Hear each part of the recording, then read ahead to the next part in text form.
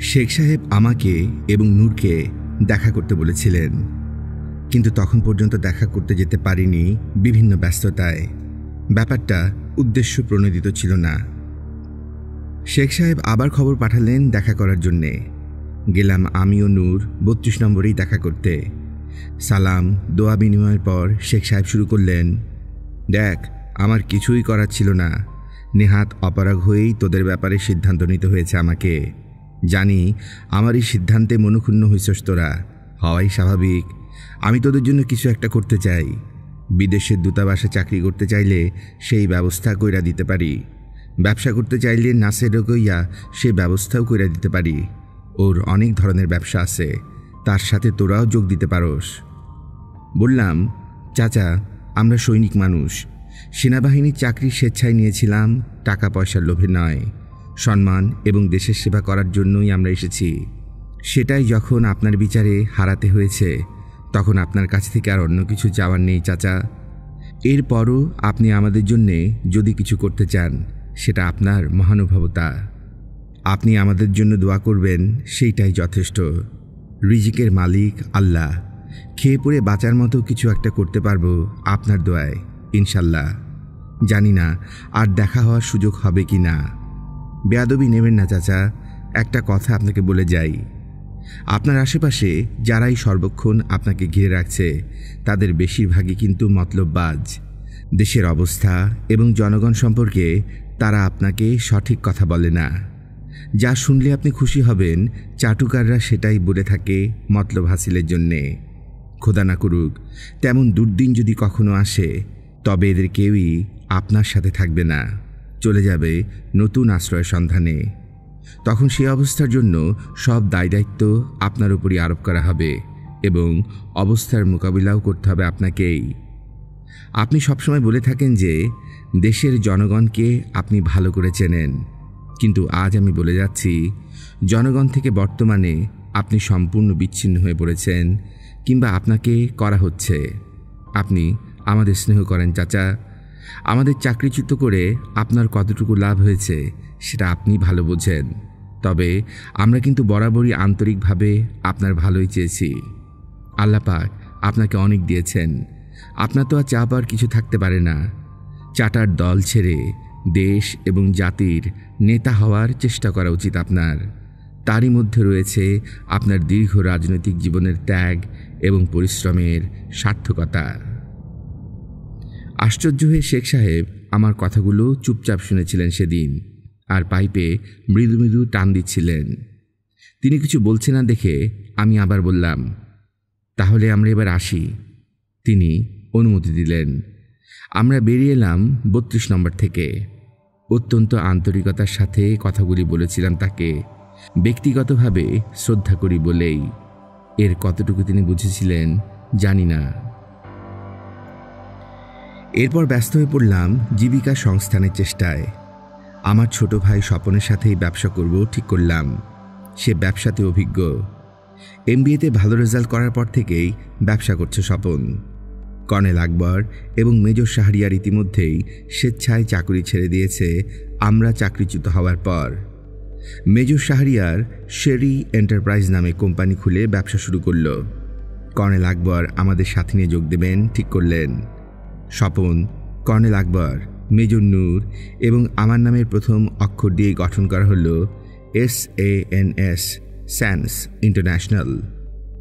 চাকরিচ্যুত হওয়ার বাধ্যবাধকতার ঝামেলা অনেক কমে গেল। অবাধে সব জায়গায় ইচ্ছে মতো যোগাযোগের সুযোগ পেলাম আমরা। সরকার এবং সরকারি দল আমাদের প্রতি বিরূপ থাকলেও অনেক হিতৈষী এবং সুজন ব্যবসায় আমাদের বিভিন্নভাবে সাহায্য করতে এগিয়ে এসেছিলেন। ক্ষেত্রবিশেষে ঝুঁকি নিয়েও অনেকে আমাদের সাহায্য করেছেন। তাদের সেই সাহায্য ও আন্তরিক সহযোগিতার ঋণ কখনোই শোধ করার নয়। পরিচয় নেই এমন অনেকেও সেই দুর্দিনে নাম শুনেই সাহায্যের হাত বাড়িয়ে দিয়েছিলেন সহানুভূতির সাথে।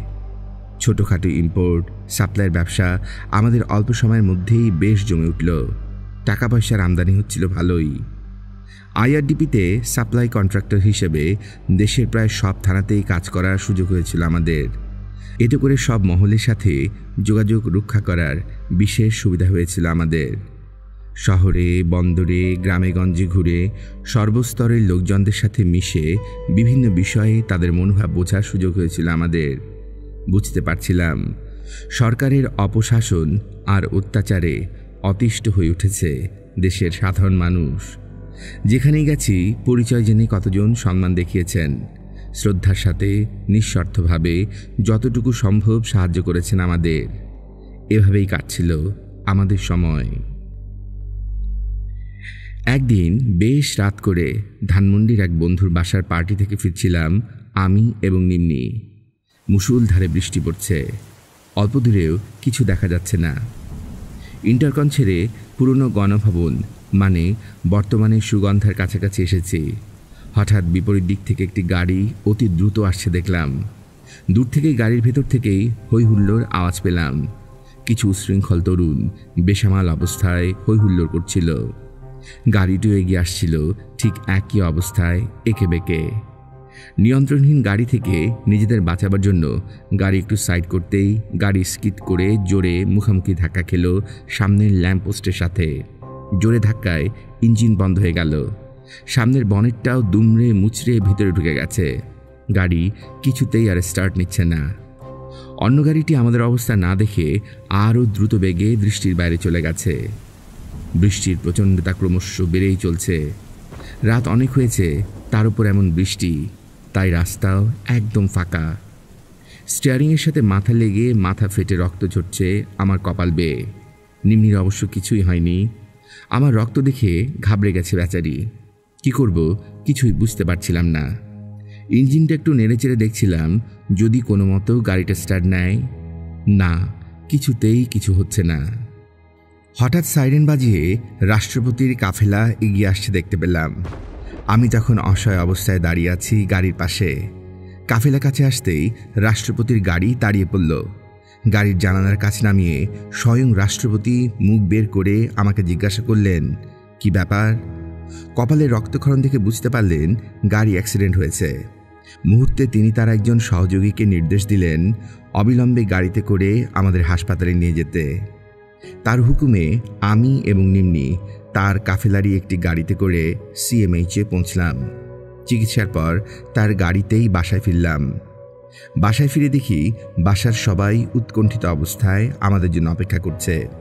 আমার মাথার ব্যান্ডেজ দেখে সবাই ভরকে গিয়েছিল। রাষ্ট্রপতি বাড়ি ফিরেই মালিবাগে আমাদের দুর্ঘটনার খবরটা পৌঁছে দেওয়ার ব্যবস্থা করেছিলেন। ফোনে অবশ্য জানানো হয়েছিল অ্যাক্সিডেন্ট তেমন একটা সিরিয়াস নয়, তাই ঘাবড়াবার কোনো কারণ নেই।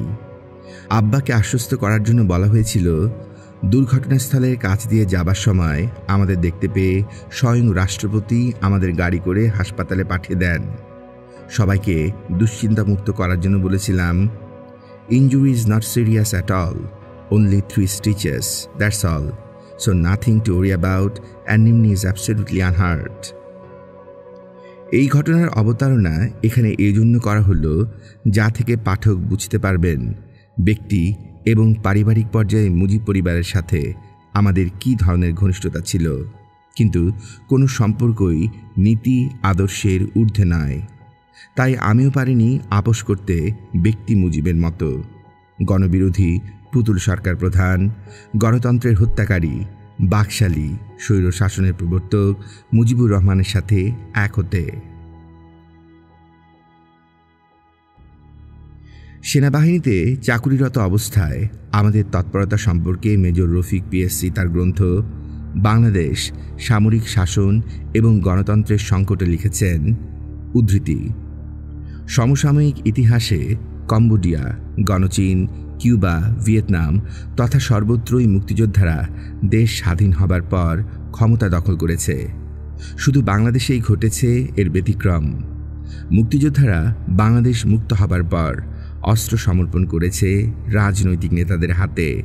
দেশ পরিচালনার ক্ষেত্রে কোনো বাধার সৃষ্টি করেনি। মুক্তিযুদ্ধে সক্রিয়ভাবে অংশগ্রহণকারী অফিসার সৈনিকরা স্বাভাবিকভাবেই দেশের দারিদ্র্য, অর্থনৈতিক অবক্ষয় এবং দুর্নীতি দেখে হতাশগ্রস্ত হয়ে পড়ে। সেনাবাহিনীর মুক্তিযোদ্ধা অফিসার এবং সৈনিকেরা সরকার পরিচালনার মতো একটি দুরূহ রাজনৈতিক বিষয় নিয়ে মাথা ঘামাতে থাকে। তখন মেজর ডালিম, মেজর পাশা, মেজর বজরুল হুদা, মেজর শাহরিয়ার তখন কুমিল্লা সেনানিবাসে চাকুরিরত ছিলেন। এরা প্রায় অবসর সময়ে মিলিত হতেন এবং দেশের বিরাজমান রাজনৈতিক পরিস্থিতি, আওয়ামী লীগের দুর্নীতিবাজ লোকদের নিয়ে সরকার পরিচালনা এবং দেশের সার্বিক অর্থনৈতিক অবস্থা সম্পর্কে অসন্তোষ প্রকাশ করতেন। এভাবে অসন্তোষ দানা বাঁধতে থাকে।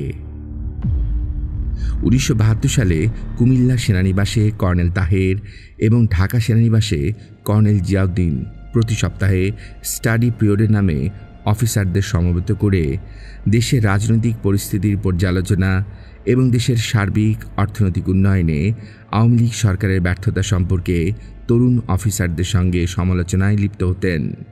মেজর রফিকুল ইসলাম পিএসসির উদ্ধৃতি সম্পন্ন। জনাব রফিক তার এই গ্রন্থে ঢাকা মহানগর আওয়ামী লীগের সভাপতি এবং Red Cross chairman Gazi Golam Mostafa ladies ক্লাবে বিয়ে অনুষ্ঠানে যে অপ্রীতিকর ঘটনা ঘটিয়েছিলেন সে সম্পর্কে লিখেছেন, উদ্ধৃতি শুরু। 32 নং ধানমন্ডিস্থ শেখ মুজিবের বাসভবনে শেখ মুজিবের সামনে ডালিম নিজের জামা খুলে মুক্তিযুদ্ধের সময় পিঠে এবং হাতে ক্ষতের আঘাতগুলি বঙ্গবন্ধুকে দেখান এবং বলেন, আমরা যুদ্ধ করে দেশ স্বাধীন করেছি, আপনার এই গুন্ডারা সেদিন কোথায় ছিল? শেখ মুজিব দুই পক্ষকে শান্ত করে সুবিচারের আশ্বাস দিয়ে তাদের বিদায় করেন। এদিকে মেজর ডালিম ও তার স্ত্রীকে হেনস্থা করায় ঢাকা সেনানিবাসে উত্তপ্ত পরিস্থিতির সৃষ্টি হয়। এই অপ্রীতিকর ঘটনার প্রেক্ষিতে মেজর ডালিম এবং মেজর নূরকে সেনাবাহিনীর চাকরি থেকে বরখাস্ত করা হয়। এই ঘটনাটি সামান্য হলেও সেনাবাহিনীর সকল স্তরে একটি চাপা অসন্তোষের সৃষ্টি করে। মেজর ডালিম সাধারণ সৈনিকদের কাছে খুবই প্রিয় ছিলেন। মেজর রফিকুল ইসলাম পিএসসির উদ্ধৃতি সম্পন্ন। মুজিব সরকার এবং সেনাবাহিনীর সম্পর্ক, সেনাবাহিনীর প্রতি শেখ মুজিবুর রহমানের দৃষ্টিভঙ্গি এবং রক্ষী বাহিনীর সম্পর্কে বেশ কিছু গুরুত্বপূর্ণ তথ্য পাওয়া যায় লন্ডন থেকে প্রকাশিত বাংলা সাপ্তাহিক জনমতে 28 ফেব্রুয়ারিতে দেয়া এবং 3রা সেপ্টেম্বর 1987 সংখ্যায় প্রকাশিত মেজর জেনারেল অবসরপ্রাপ্ত KM শফিউল্লাহ দেয়া সাক্ষাৎকারে। জেনারেল শফিউল্লাহকে প্রশ্ন, আওয়ামী লীগ সরকারের সঙ্গে সামরিক বাহিনীর সম্পর্ক নাকি অতটা ভালো ছিল না, কথাটা সত্য বলে আপনি মনে করেন?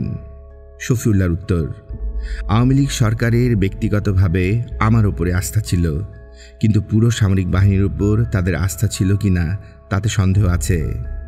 প্রশ্ন, স্বাধীনতার পর আপনাকে কেন চিফ অফ স্টাফ নিযুক্ত করা হলো? উত্তর, এটা রাজনৈতিক সিদ্ধান্ত, ওসমানী সাহেবের কোনো সিদ্ধান্ত নয়।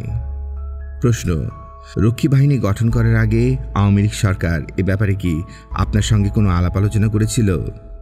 উত্তর, না, তবে গঠন করার পর আমাকে বলা হয়েছিল রক্ষী বাহিনী গঠন করা হয়েছে পুলিশ বাহিনীর সহযোগী শক্তি হিসাবে। তবে লোকমুখে আমি শুনেছি যে রক্ষী বাহিনী গঠন করা হচ্ছে আর্মড ফোর্সের জায়গা পূরণের জন্যে।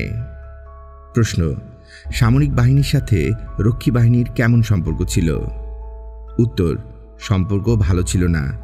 তার কতগুলো কারণও ছিল। তখন গুজব ছড়িয়ে পড়েছিল যে রক্ষী বাহিনীকে আর্মির জায়গায় বসানো হবে। নতুন বাহিনী হিসেবে রক্ষী বাহিনীকে তখন সবকিছুই নতুন জিনিসপত্র দিয়ে সাজানো হচ্ছিল। এদিকে আর্মি দেখেছে তাদের সেই পুরাতন অবস্থা। এগুলো দেখে আর্মড ফোর্সের অনেকের মনে আঘাত লাগে, যার ফলে সম্পর্কটা খারাপ রূপ নেয়। তবে এ ব্যাপারে সরকার একটি ভুল করেছিল, তা হল রক্ষী বাহিনীকে power of arrest and search দেয়া। এতে সামরিক বাহিনীর অনেকেই ক্ষুব্ধ এবং চিন্তিত হন। শুধু তাই নয়, রক্ষী বাহিনী এই সময় সেনাবাহিনীর অনেক অফিসারকে লাঞ্ছনা পর্যন্ত করে। অবস্থা দেখে মনে হচ্ছিল রক্ষী বাহিনীর ক্ষমতা যেন সেনাবাহিনীর চেয়েও বেশি। প্রশ্ন, শেখ মুজিবুর রহমান সামরিক বাহিনীর উন্নতির পক্ষে ছিলেন না, এ কথা কি সত্য? উত্তর, হ্যাঁ, আমাকে বলতেই হবে এ কথা সত্য। প্রশ্ন, গাজী গোলাম মোস্তফার সাথে লেডিস ক্লাবে মেজর ডালিমের অপ্রীতিকর ঘটনার পর সেনাবাহিনীর চিফ অফ স্টাফ হিসেবে কি কোনো কিছু করার চেষ্টা করেছিলেন? উত্তর, যখন গোলমালের খবর আমি জানতে পারি তখন ডালিমের পক্ষ হয়ে বঙ্গবন্ধুর কাছে যাই একটা বিচারের জন্য। বঙ্গবন্ধু আমার উপর রেগে গেলেন। তখন আমি বললাম, বঙ্গবন্ধু, আমি যদি আমার অফিসারদের জন্য না বলি তাহলে কে বলবে? গাজী গোলাম মোস্তফার এই ঘটনা আপনি তদন্ত করে দেখুন। আপনি যদি এ ব্যাপারে সাহায্য চান তাহলে আমি আপনাকে সাহায্য করতে প্রস্তুত আছি। যেহেতু ওরা গাজীর বিরুদ্ধে এবং আমিও তাদের পক্ষে, তাই গাজীর বিরুদ্ধেই বলেছি। তাই তিনি খুব খুশি হননি। তিনি শুধু বললেন, শফিউল্লাহ, আপনি জানেন কি যে আপনি প্রেসিডেন্টের সঙ্গে কথা বলছেন? আমি বললাম, আমি জানি স্যার, আমি আমার জন্য কথা বলছি না, আমি কথা বলছি আপনার জন্য স্যার। মানুষ আপনাকে সত্য বলেনি। ওই সময় জিয়া এবং সাফেদ জামিলও সেখানে উপস্থিত ছিল। প্রশ্ন, তারপর কি হলো? উত্তর, তারপর আমরা ওখান থেকে কোনো বিচার না পেয়ে মনক্ষুণ্ণ হয়ে চলে আসি। পরে দেখা গেল সরকার মেজর ডালিমকে সেনাবাহিনী থেকে বরখাস্ত করলেন। 1971 সালে যুদ্ধের সময় অস্থায়ী সরকারের প্রধানমন্ত্রী জনাব তাজউদ্দিন আহমেদ ছিলেন সরাসরিভাবে ভারত এবং সোভিয়েত ইউনিয়নের ছত্রছায়ায়। যুদ্ধের পরপরই চট্টগ্রাম বন্দরে পাক বাহিনীর পাতা মাইন অপসারণ এবং ধ্বংসপ্রাপ্ত ডুবে যাওয়া জাহাজ উদ্ধারের উছিলায় সোভিয়েত নৌবাহিনী এবং ভারতীয় নৌবাহিনীর মিলিত একটি বহর চট্টগ্রামে আসে। তারা বন্দরের একটা বিশাল এলাকা নিজেদের আয়ত্তে নিয়ে সেই এলাকাকে নিষিদ্ধ এলাকা ঘোষণা করে। বাংলাদেশ সেনাবাহিনী কিংবা নৌবাহিনীর সদস্যরাও ওই এলাকায় প্রবেশ করতে পারত না। নৌবহরটি দীর্ঘ 2 বৎসরকাল সেখানে অবস্থান করে। শুধুমাত্র মাইন এবং ডুবে থাকা জাহাজগুলো উদ্ধার করা ছাড়াও তারা সন্দেহমূলক অনেক প্রকার জরিপ পরিচালনা করে উপকূল এবং সমুদ্রসীমার সব এলাকায়। তাদের এই দীর্ঘ সময় অবস্থান এবং সন্দেহমূলক পরীক্ষা নিরীক্ষা সবকিছু সম্ভব হয়েছিল শেখ মুজিবের অনুমতিক্রমে। সোভিয়েত ভারতের প্রতি আওয়ামী লীগ সরকারের নতজানু নীতির একটি প্রকট উদাহরণ সোভিয়েত ভারত নৌবহরের চট্টগ্রামে এই ধরনের সন্দেহমূলক দীর্ঘকালীন উপস্থিতি। পরবর্তীকালে বিভিন্ন সূত্রে জানা যায়, সোভিয়েত ভারত নৌবহর দীর্ঘ সময় চট্টগ্রামে অবস্থান করে সমগ্র উপকূলাঞ্চল এবং আন্তর্জাতিকভাবে স্বীকৃত 200 মাইল ইকোনমিক জোনের উদীয়মান বিশাল ভূখণ্ড, তেল, গ্যাস এবং অন্যান্য মেরিন সম্পদ, সোভিয়েত এবং ভারতীয় নৌবাহিনীর ব্যবহারের জন্য নৌঘাটির উপযুক্ত স্থান নির্ণয় প্রভৃতি বিষয়ে গোপন জরিপের কাজ সম্পন্ন করেছিল তারা সম্পূর্ণ নিজেদের স্বার্থে, বাংলাদেশ সরকারকে একদম উপেক্ষা করে। এই সমস্ত খবর জানার পরও আওয়ামী লীগ সরকারের পক্ষে কোনো প্রতিবাদ করা সম্ভব হয়নি। টু শব্দটি করার ক্ষমতা ছিল না তাদের, তথাকথিত মৈত্রী চুক্তির পরিপ্রেক্ষিতে।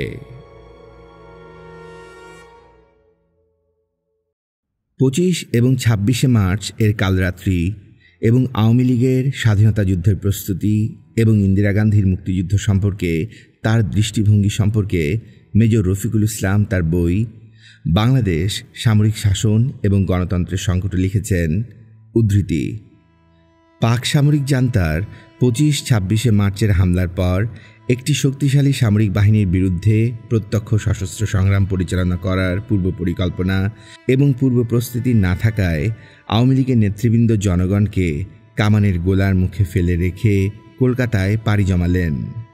অখণ্ড ভারতের স্বপ্নদ্রষ্টা পণ্ডিত নেহরুর সুযোগ্য কন্যা এবং উত্তরাধিকারিণী মিসেস গান্ধী এমন একটি মহেন্দ্রক্ষণকে যথাসময়েই কাজে লাগালেন।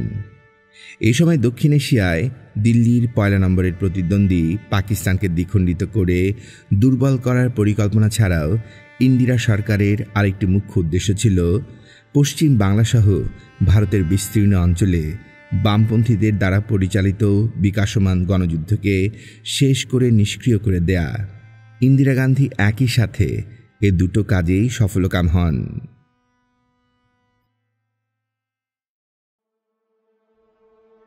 1974 সালে দুর্ভিক্ষের পর একদিন শেখ কামাল এবং শেখ রেহানা সত্যি এলো আমাদের মালিবাগের বাসায় বিয়ের নিমন্ত্রণ জানাতে। 2 ভাইয়ের একই সাথে বিয়ে। শেখ জামাল ইতিমধ্যে যুগোস্লোভিয়া গিয়েছিল সামরিক প্রশিক্ষণ নিতে, কিন্তু ওখানকার পরিবেশ ভালো না লাগায় পরে কিছুদিন স্যানহার্টসে প্রশিক্ষণ নিয়ে দেশে ফিরে কমিশনড অফিসার হিসেবে যোগ দিয়েছে জেনারেল শফিউল্লাহ নিজস্ব ইউনিট 2য় ইস্ট বেঙ্গল রেজিমেন্টে, কিছুটা নিয়ম বহির্ভূতভাবেই। বিয়ে হয়েছিল নতুন গণভবনে। বিশাল সে আয়োজন, অগণিত অতিথির ভিড়। মনে হচ্ছিল পুরো ঢাকা শহরটা এসে উপস্থিত হয়েছে এই বিয়েতে। বর্ণাঢ্য জাঁকজমক পরিবেশে বিয়ের আয়োজন করা হয়েছে। বিয়ের মণ্ডপে জামাল কামাল দুই ভাই সোনার মুকুট মাথায় দিয়ে বর সেজে বসেছিল। বিয়ের পর দিন প্রায় সবগুলো দৈনিক পত্রিকায় বড় বড় করে ছাপানো হলো প্রধানমন্ত্রীর দুই ছেলের সোনার মুকুট মাথায় পড়ে বিয়ের খবর। একই পাতায় ছাপানো হয়েছিল দুর্ভিক্ষ পীড়িত, অনাহার ক্লিষ্ট, হাড্ডিসার, মুমূর্ষু মানুষ নামী কঙ্কালের ছবি এবং দুর্ভিক্ষের খবর। 1972 সালে কোনো এক বিয়ের অনুষ্ঠানে প্রধানমন্ত্রী শেখ মুজিবুর রহমান ইচ্ছা প্রকাশ করেছিলেন, কবে যে বাংলাদেশের মেয়েরা স্বর্ণালঙ্কার বাদ দিয়ে বেলি ফুলের মালা পরে বিয়ে করবে। তার এই খায়েশটাও বেশ ফলাও করে বেরিয়েছিল সেদিনের খবরের কাগজগুলোতে। কিন্তু রাজনীতিবিদদের কথা আর কাজের মাঝে কত তফাৎ। বিয়ের ব্যাপারটা হয়তোবা ছোট, কিন্তু এই বিষয়টি বেশ আলোচিত হয়েছিল সব মহলেই। 1974 সালে দুর্ভিক্ষের সময় আওয়ামী লীগ সরকার ক্ষমতাসীন থাকাকালীন অবস্থায় রিলিফ সামগ্রী নিয়ে দুর্নীতির বর্ণনা দিতে গিয়ে তৎকালীন প্রধানমন্ত্রী খালেদা জিয়া 13 আগস্ট 1992 সালে সংসদে তার বক্তৃতায় বলেছিলেন, উদ্ধৃতি শুরু, আওয়ামী লীগ আমলে রিলিফ চুরি এমন পর্যায়ে হয়েছিল যে রাষ্ট্রপ্রধান শেখ মুজিবকেও আক্ষেপ করে বলতে হয়েছে, আমার কম্বল গেল কোথায়। উদ্ধৃতি সম্পন্ন। উৎস বিচিত্রা, 21 আগস্ট 1992। তার এই বক্তব্য রাখার সময় সংসদে বিরোধী দলীয় নেত্রী শেখ হাসিনা উপস্থিত ছিলেন, কিন্তু তার পক্ষে খালেদা জিয়ার ওই বক্তব্যের কোনো প্রতিবাদ করা সম্ভব হয়নি। মুক্তিযোদ্ধাদের প্রসঙ্গে জনাব বদরুদ্দীন আহমেদ তার বই স্বাধীনতার নেপথ্য কাহিনীতে লিখেছেন, মুক্তিবাহিনীর তরুণেরা সারা দেশের মানুষের মন জয় করেছিল। তাদের আত্মত্যাগ ইতিহাস হয়ে আছে, তাদের দেশাত্মবোধ ভাস্বর হয়ে থাকবে। কেউ বলতে পারবে না মুক্তিবাহিনীর ছেলেরা লুট করেছে। ব্যক্তি স্বার্থ উদ্ধার করার জন্য মানুষকে তারা হত্যা করেছে। কোনো নারী অপমানিত হয়েছে তাদের হাতে। মুক্তিযোদ্ধাদের সেই ভাবমূর্তি নষ্ট করার জন্য ষড়যন্ত্রে লিপ্ত হলেন যুবনেতারা। নিজেদের প্রাধান্য প্রতিষ্ঠা করার জন্য অদ্ভুত খেয়ালে দেশটাকে তারা যে কোথায় নামিয়ে দিলেন সে কথা একবারও স্মরণ হল না তাদের। রেডক্রস চেয়ারম্যান গাজী গোলাম মোস্তফার সাথে একত্রতা ঘোষণা করলেন শেখ মনি, তোফায়েল, রাজ্জাক। গাজী শেখ মুজিবের অত্যন্ত প্রিয় এবং তার পরিবারের একান্ত আস্থাভাজন ব্যক্তি হিসেবে সুপরিচিত ছিলেন। শুরু হলো লুটের তাণ্ডব। রিলিফের মাল, অবাঙালিদের দোকান, গোডাউন, বাড়ি ঘর সব লুট করা হলো গাজী এবং তরুণ নেতাদের নির্দেশে। সারা দেশময় দাবানলের মতো ছড়িয়ে পড়ল লুটতরাজ। 16th ডিভিশন এবং মুজিব বাহিনীর সদস্যরা ওতপ্রোতভাবে জড়িত ছিল এই প্রকাশ্য লুটপাটে। এই লুটপাটের তাণ্ডব বন্ধ করার কোনো পদক্ষেপই নিলেন না শেখ মুজিবুর রহমান। সরকারি দল এবং তাদের পেটোয়া বাহিনীর নির্যাতনের বিরুদ্ধে বিরোধী দলগুলো তাদের সাধ্যমতো প্রতিরোধ গড়ে তোলার চেষ্টা করেছে। সর্বহারা পার্টি এবং জাসদের কর্মীরাই সরকার বিরোধিতায় মারাত্মকভাবে তৎপর। অন্যান্য বামপন্থী রাজনৈতিক দলগুলো এবং প্রগতিশীল সংগঠনগুলো তাদের সাধ্য এবং সামর্থ্য অনুযায়ী সরকারের নির্যাতনের বিরুদ্ধে লড়েছিল। জনগণ সাধারণভাবে আওয়ামী লীগের ঐক্যজোটের বিরুদ্ধে। ঐক্যজোটের স্বৈরাচারী নির্যাতনে জীবন এবং জীবিকার তাগিদে সবাই দিশেহারা। জাসদ, ন্যাশনাল আওয়ামী পার্টি, লেনিনবাদী Communist Party, Sarbahara Party, Jatiya League ইত্যাদি দলগুলো নিয়মতান্ত্রিক পদ্ধতিতে এবং তাদের গোপন সংগঠনগুলোর মাধ্যমে সরকারের বিরুদ্ধে লড়েছে। তাদের মধ্যে সরকার বিরোধিতার ব্যাপারে কয়েকটি বিষয়ে ঐক্যমত তৈরি হয়েছে। জনগণও আজ পিছিয়ে নেই। তারাও আজ আওয়ামী লীগ এবং তাদের দোসরদের বিরুদ্ধে সোচ্চার হয়ে উঠেছে। কিন্তু এরপরও কোনো একটি দলের পক্ষেই পর্যাপ্ত পরিমাণে শক্তি এবং প্রভাব বিস্তার করা সম্ভব হচ্ছে না সরকারি নিষ্পেষণের কারণে। ফলে জনগণ কোনো বিশেষ রাজনৈতিক দলের পেছনে দাঁড়াতে ভরসা পাচ্ছে না। তারা এটাও লক্ষ্য করেছে যে বিরোধী দলগুলো মোটামুটিভাবে সরকার বিরোধী একই রকম বক্তব্য রাখছে, একইভাবে সরকারের বিরোধিতা করছে, কিন্তু তারা ঐক্যবদ্ধভাবে সরকার বিরোধী আন্দোলন গড়ে তোলার চেষ্টা করছে না। দলগুলোর মধ্যে তেমন কোনো মৌলিক পার্থক্য না থাকায় এবং তাদের বক্তব্য এবং মতামতের মধ্যে একটা মৌলিক সাদৃশ্য দেখতে পাওয়ায় তারা চাইছিল সব বিরোধী দল এবং সংগঠনগুলো ঐক্যবদ্ধ হোক। এই ব্যাপারে কিছু নির্দলীয়, রাজনৈতিকভাবে সচেতন, দেশপ্রেমিক ব্যক্তি নিজেরা উদ্যোগ নিয়ে ওই ধরনের একটি ঐক্য প্রচেষ্টার চেষ্টা করেছিল। লেখকদের এই ব্যাপারে সক্রিয় একটি ভূমিকা ছিল। বিরোধী দলগুলোর কোনোটাই সরকারের নির্যাতন এবং দমন নীতির মুখে এককভাবে দাঁড়াতে পারবে না, এ ব্যাপারে কারো কোনো দ্বিমত ছিল না। গণ আন্দোলন এবং সরকার বিরোধী সব প্রচেষ্টায় ব্যর্থ হয়ে যাবে পর্যায়ক্রমে, এ ব্যাপারেও ঐক্যমত ছিল। এই দুটো মূল বিষয় ছিল ঐক্য প্রচেষ্টার ভিত্তি। বর্তমান পরিস্থিতিতে এবং আগামী দিনগুলোতে ঐক্যবদ্ধ হতে না পারলে কারো পক্ষেই শক্তি বৃদ্ধি করা সম্ভব হবে না, বরং দলগুলোর বিলুপ্তি ঘটারই সমূহ সম্ভাবনা রয়েছে। 1974 সালের শেষের দিকে আমার ছোট ভাই স্বপনের বিয়ে ঠিক হলো আমারই ফুফাতো বোন গ্রুপ ক্যাপ্টেন কামাল উদ্দিনের কন্যা মুন্নির সঙ্গে। এয়ারফোর্স মেসে রিসেপশনের ব্যবস্থা করা হয়েছিল। সেখানে এসপি মাহবুব এক ফাঁকে আমাকে একটু আড়ালে ডেকে নিয়ে বলল, ডালিম, বন্ধু হিসেবে একটা কথা বলছি, কিছু মনে করিস না। ওর কথার ধরন দেখে বললাম, ভনিতা ছেড়ে আসল কথাটা বল, কি ব্যাপার? সে বলল, দেখ, আমি চাই না তোর কোনো বিপদ হোক। বন্ধু হিসাবে তোকে সাবধান হতে অনুরোধ করছি। Please be careful. কিছুদিনের মধ্যেই সিরাজ শিকদার ধরা পড়বে। This is certain, but I don't care about it. What is bothering me is that during interrogation, one of his close associates gave your name.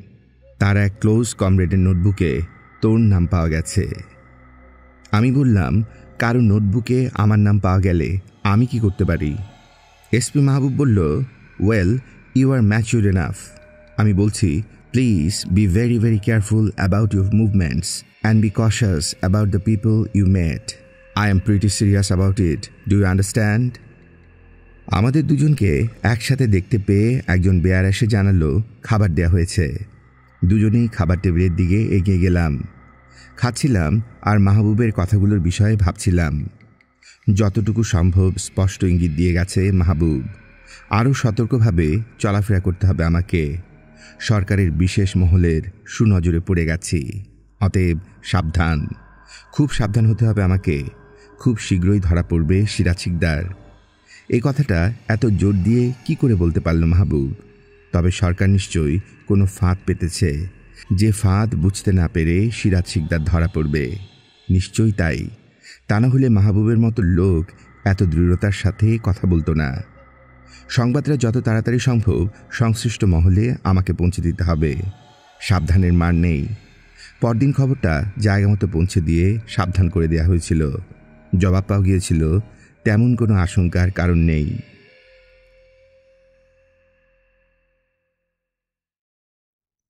Motijheel বাণিজ্যিক এলাকায় টয়েনবি সার্কুলার রোডের ওপর আমাদের সায়েন্স ইন্টারন্যাশনালের অফিস।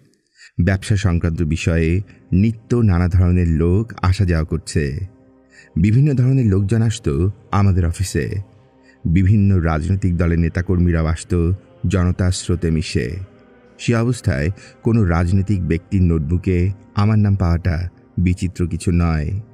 কিন্তু যেটা ভাবনার বিষয় সেটা হলো, সর্বহারা পার্টির গুরুত্বপূর্ণ এক ব্যক্তির নোটবুকে আমার নাম পাওয়া গেছে।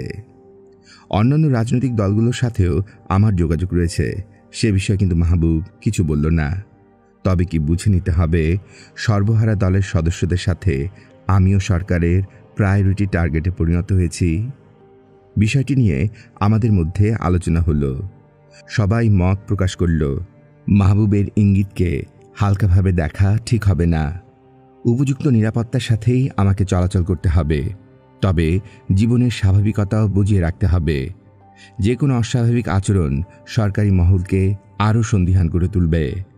ইতিমধ্যে পার্টির অন্তর্দ্বন্দ্ব এবং যুবনেতাদের প্রভাবে শেখ মুজিব বিদেশ সফর থেকে দেশে ফেরত জনাব তাজউদ্দিনকে তার মন্ত্রিসভা থেকে বাদ দিলেন। জনাব তাজউদ্দিনের নীতি এবং রাজনৈতিক কার্যক্রম সমর্থন করতে পারিনি আমরা সংগ্রামকালে, কিন্তু ব্যক্তি হিসাবে জনাব তাজউদ্দিনের অনেক চারিত্রিক গুণ ছিল, যার জন্য তাকে শ্রদ্ধা করতাম আমরা। তার পদত্যাগের খবরটা পেয়ে সেই সন্ধ্যায় গিয়ে উপস্থিত হয়েছিলাম তার মিন্টু রোডের সরকারি বাসভবনে। তিনি বাড়ি ছেড়ে দেবার জন্য গোছগাছ করছিলেন। তখন বাড়ির লনে বসেই আলাপ হলো। আলাপ শেষে বেরিয়ে আসছিলাম, ঠিক তখন তিনি হঠাৎ করে জানতে চাইলেন ভবিষ্যতে যোগাযোগ করার ইচ্ছা প্রকাশ করলে আমি তার সাথে দেখা করব কি না। আমি জবাবে বলেছিলাম আমার তরফ থেকে কোনো বাধা নেই। ঠিক হলো, আমাদের যোগাযোগ হবে গোপনে। সারিয়াকান্দি এবং ধুনটে তখন আমাদের প্রজেক্টের কাজ চলছে। একদিন আমার উপর দায়িত্ব পড়ল বেশ কিছু মেশিনপত্র নিয়ে প্রজেক্ট পরিদর্শনে যেতে হবে। স্বপন ব্যবসার কাজে দেশের বাইরে, নুরও বিশেষ একটা কাজে ঢাকাতে আটকা পড়েছে, তাই বাধ্যই আমাকে ওই দায়িত্বটা নিতে হয়েছিল। ট্রাকে মাল ভর্তি করে রওনা হলাম। আমি নিজের গাড়িতেই যাব, কারণ আমাকে তাড়াতাড়ি আবার ঢাকায় ফিরতে হবে আরেকটা কাজে। আরিচা ঘাটে পৌঁছে দেখি ফেরির বিভ্রাট। নগরবাড়ি ঘাটে পৌঁছলাম বেশ রাত করে। রাতে ড্রাইভ করা সেই সময় ছিল বিপজ্জনক, তাই ঠিক করলাম ঘাটেই রাতটা কাটিয়ে ভোরে রওনা দেব গন্তব্যস্থলের উদ্দেশ্যে। প্রায় উত্তর এবং পশ্চিমাঞ্চলে আসা যাওয়া করতে হয় নগরবাড়ি ঘাটটা দিয়ে। ঘাটের ছাপড়া বেড়ার একটা রেস্টুরেন্ট বিশেষ পরিচিত। সবসময় এই রেস্টুরেন্টেই খাওয়া দাওয়া করে থাকি আমরা যাত্রাকালে। সেই সুবাদে মালিক হাজি সাহেবের সাথে বেশ একটা হৃদ্যতা হয়ে গেছে। আমাদের সবসময় বিশেষ খাতির যত্ন করে পছন্দ মাফিক টাটকা মাছ রেঁধে খাওয়ান হাজি সাহেব। হাজি সাহেবকে সমস্যাটা বোঝাতে বললাম, হাজি সাহেব, রাতটা তো এখানেই কাটাতে হয় আজ। হাসি মুখে হাজি সাহেব জবাব দিলেন, কোনো অসুবিধা নাই স্যার, একটা চকি পাইতা দিমু, বিছানাপত্র বাসা থেকে আইনা দিমু, মশারিও একটা লাগাই দিমু। রাতের খাবারের পর বাইরে বেরিয়ে দেখি আমার ট্রাক ড্রাইভার এবং অন্য সবাই 29 খেলছে ট্রাকের পাশেই। ঘুম আসছিল না, ভাবলাম ওদের সাথে কিছুক্ষণ তাস খেলা যাক। অল্পক্ষণ পরেই খেলা জমে উঠল। খেলা ভীষণ জমেছে। কখন মধ্যরাত্রি পার হয়ে গেছে টেরও পাইনি। হঠাৎ করে স্টেনগানের ব্রাশ ফায়ারের শব্দ শুনলাম কাছেই। নিরাপত্তার জন্য সবাইকে ট্রাকের নিচে শুয়ে পড়তে বলে নিজেও কভারে গেলাম। ট্রাকের নিচে শোয়া অবস্থা থেকে দেখলাম হাজি সাহেবের রেস্টুরেন্টকে টার্গেট করে দুজন লোক এক নাগারে গুলি ছুটছে। পাশে দাঁড়িয়ে রয়েছে একটি জিপ। মিনিটখানিক গুলি বর্ষণ করে লোক দুটো জিপে ওঠার পর জিপটা উত্তর দিকে চলে গেল। হাজি সাহেবের বাসা দোকানের কাছেই। গোলাগুলির আওয়াজ থামতেই তিনি হন্তদন্ত হয়ে ছুটে এলেন কয়েকজন স্থানীয় বাসিন্দাদের সাথে নিয়ে। আমরাও বেরিয়ে এলাম ট্রাকের নিচ থেকে। আমাকে অক্ষত অবস্থায় দেখতে পেয়ে হাজি সাহেব দৌড়ে এসে আমাকে বুকে জড়িয়ে ধরলেন। বেচারা নিজেকে সামলাতে না পেরে বাচ্চাদের মতো কাঁদছিলেন আর বলছিলেন, আল্লাহ মেহেরবান, শুক্র আলহামদুলিল্লাহ, সত্যি আল্লাহ মেহেরবান। অন্যরা কেউ বুঝতে না পারলে আমি আর হাজি সাহেব ঠিকই বুঝতে পেরেছিলাম কি উদ্দেশ্যে গুলিগুলো ছোড়া হয়েছিল। পরদিন অতি প্রত্যুষে ট্রাক ড্রাইভার ও অন্যদের গন্তব্যস্থানে চলে যাবার নির্দেশ দিয়ে আমি ঢাকায় ফেরত এলাম। এই ঘটনার ব্যাপারে বিশেষ ঘনিষ্ঠ মহল ছাড়া কারোর সাথেই আলাপ করলাম না। এরপর থেকে নেহাত প্রয়োজন ছাড়া আমি ঢাকার বাইরে তেমন একটা যেতাম না। বাইরের কাজ দেখাশোনার দায়িত্ব নূর এবং স্বপনকেই নিতে হয়। একদিন অফিসে বসে আছি, হঠাৎ আমার চাচা শ্বশুর জনাব সিরাজুল আলম চৌধুরী, যিনি প্রখ্যাত বুদ্ধিজীবী, লেখক, সাংবাদিক এবং পাকিস্তান আমলে দৈনিক পাকিস্তান এবং বর্তমানে বাংলাদেশ টুডের মালিক, তিনি এসে হাজির। অপ্রত্যাশিতভাবে তাকে দেখে সসম্ভ্রমে উঠে দাঁড়িয়ে তাকে বসতে দিয়ে জিজ্ঞাসা করলাম, কাকা, আপনি হঠাৎ কি মনে করে? খবর দিলেই তো পারতেন, আমি নিজে গিয়ে দেখা করে আসতাম। তিনি বললেন, বিশেষ প্রয়োজন এসেছি, তাজউদ্দিন তোমার সাথে জরুরিভাবে কথা বলতে চায়। সম্পর্কে জনাব সিরাজুল আলম চৌধুরী কাকা এবং তাজউদ্দিন সাহেব ভাইরা ভাই। আমি জানতে চাইলাম কোথায় দেখা করতে চান। তিনি বললেন, তাঁতিবাজারে। আমি বললাম, লাঞ্চের পর আগামীকাল আমি আর নূর আসব। তিনি চলে গেলেন। পরদিন সময়মতো গিয়ে পৌঁছে দেখি জনাব তাজউদ্দিন অপেক্ষা করছেন। আমরা দুজনেই তার বিশেষ পরিচিত। দোতলার একটা নিভৃত কক্ষে আমাদের বৈঠক শুরু হলো কুশলাদি বিনিময়ের পর। প্রশ্ন করলেন তিনি, দেশের অবস্থা সম্পর্কে কি মনে করছেন? আমি বললাম, যে দেশ বানিয়েছেন তার সম্পর্কে ভাবনার কি কোনো অন্ত আছে? তিনি বললেন, দেশ তো আপনারাই স্বাধীন করেছেন। বললাম, তাই নাকি? আমরা তো এইভাবে দেশ স্বাধীন করতে চাইনি। সেটা আপনার চেয়ে বেশি আর কারো জানার কথা নয়। চুপ করেছিলেন তিনি। আমি বললাম, তাজউদ্দিন সাহেব, 1971-এ আমাদের যুক্তিগুলোর সত্যতায় কি ক্রমান্বয়ে এই বাংলাদেশে সত্যে পরিণত হচ্ছে না? অতীত নিয়ে আলোচনা না করে এখন বলুন কেন ডেকে পাঠিয়েছেন? তাজউদ্দিন বললেন, দেশটাকে বাঁচাতে হবে। বললাম, অবশ্যই, তবে কি করে? তিনি বললেন, জনগণের মুক্তি আনা সম্ভব একমাত্র সমাজতন্ত্রের মাধ্যমেই। বললাম, এ বিষয়ে বিতর্ক রয়েছে। সারা জীবন আপনারা বুর্জোয়া রাজনীতি করে এসে এখন সমাজতন্ত্র করবেন, সেটা কি করে সম্ভব? আর জনগণই তা বিশ্বাস করবে কেন? আওয়ামী লীগ একটা পুরো বুর্জোয়া সংগঠন। শেখ মুজিব কেন কেউই এ দলের মাধ্যমে প্রকৃত সমাজতন্ত্র স্থাপন করতে পারবে না। আপনিও সত্য এতদিনে নিশ্চয় অনুধাবন করেছেন। আর সবচেয়ে বড় কথা হলো, বাংলাদেশের জনগণের সম্মুখে সমাজতন্ত্রের নামে আপনারা যে বিভীষিকা তুলে ধরেছেন, তাতে আগামী 50 বছরেও সমাজতন্ত্রের কথা শুনলেই এদেশের লোক আঁতকে উঠবে। তাছাড়া গ্রামে গঞ্জে সাধারণভাবে ঘুরে যে অভিজ্ঞতা হয়েছে তার আলোকে আমি বলবো, দেশের জনগণ সাম্প্রদায়িক নয়, এটা ঠিক, তবে তারা সমভাবেই ধর্মভীরু। আপনারা আমাদের রাষ্ট্রীয় 4 নীতির কোনোটাই গ্রহণযোগ্য করে তুলতে পারেননি আপামর এই জনসাধারণের কাছে। বাংলাদেশ বলতে ঢাকা চিটাগাং বুঝাচ্ছি না, বুঝাচ্ছি 64,000 গ্রাম, যেখানে বাস করে 95% লোকজন। সমাজতন্ত্রের তত্ত্ব এদেশের গণমানুষের কতটুকু উপকার করবে তা জানি না, তবে অল্প বিদ্যায় যতটুকু বুঝি, এদেশের লোকজনকে নজর আন্দাজ করার অবকাশ নেই। উপর থেকে তাদের উপর জোর করে কিছুই চাপিয়ে দেওয়া সম্ভব নয়। তাছাড়া মানুষ রক্ত মাংসের গড়া, তার জৈবিক এবং বাঁচার চাহিদার পাশাপাশি মনের এবং আত্মিক চাহিদাও রয়েছে। মানুষ মেশিন নয়, এই সত্য বাদ দিয়ে কিছু করলে সেটা হবে নেহাতি ক্ষণস্থায়ী। থাক, তা আপনি বলুন, আপনার রাজনৈতিক পরিকল্পনা এখন কি? আপনি একজন সুশিক্ষিত সৎ ব্যক্তি। আপনার রাজনৈতিক দর্শনের সাথে একমত না হলেও এটুকু আস্থা রাখতে পারেন, আমরা আপনাকে একজন ভালো মানুষ বলে মনে করি। আর একটা কথা আপনাকে স্পষ্ট বলতে চাই, বাংলাদেশের স্বাধীনতা সংগ্রামে ভারত আমাদের জন্য যদি কিছু করে থাকে, তবে সেটা তার স্বার্থেই সে করেছে। তবুও আমরা তাকে কৃতজ্ঞতা জানাবো জাতি হিসেবে। কিন্তু ভারত এবং সোভিয়েত ইউনিয়ন কি করে আমাদের সহায়ক শক্তি হতে পারে? সেটা তো তাদের নিজস্ব স্বার্থেরই পরিপন্থী। এদের প্রতি আপনি ভীষণ রকমের দুর্বল, এ কথা সবাই জানে। এ ব্যাপারে আপনার কাছ থেকেই আপনার অভিমত আমরা জানতে চাই। আর সমাজতন্ত্রের দর্শন অনুযায়ী এটা কায়েম করা যায় শুধুমাত্র সর্বহারা দলেরই নেতৃত্বে। এখন আপনার দল কোনটি সেটাও আমাদের জানা দরকার। গম্ভীরভাবে আমাদের বক্তব্য শুনে যাচ্ছিলেন জনাব তাজউদ্দিন। রাজনীতি নিয়ে এটাই ছিল আমাদের প্রথম বিশদ কোনো আলোচনা। তিনি বললেন, রাজনৈতিকভাবে আপনারা কি সবাই এতটাই সচেতন? বললাম, সবাই বলতে আপনি কি বোঝাচ্ছেন সেটা জানি না, তবে সেনাবাহিনীর একটা বৃহৎ অংশ রাজনৈতিকভাবে অবশ্যই সচেতন। তাজউদ্দিন বললেন, খুব খুশি হলাম জেনে।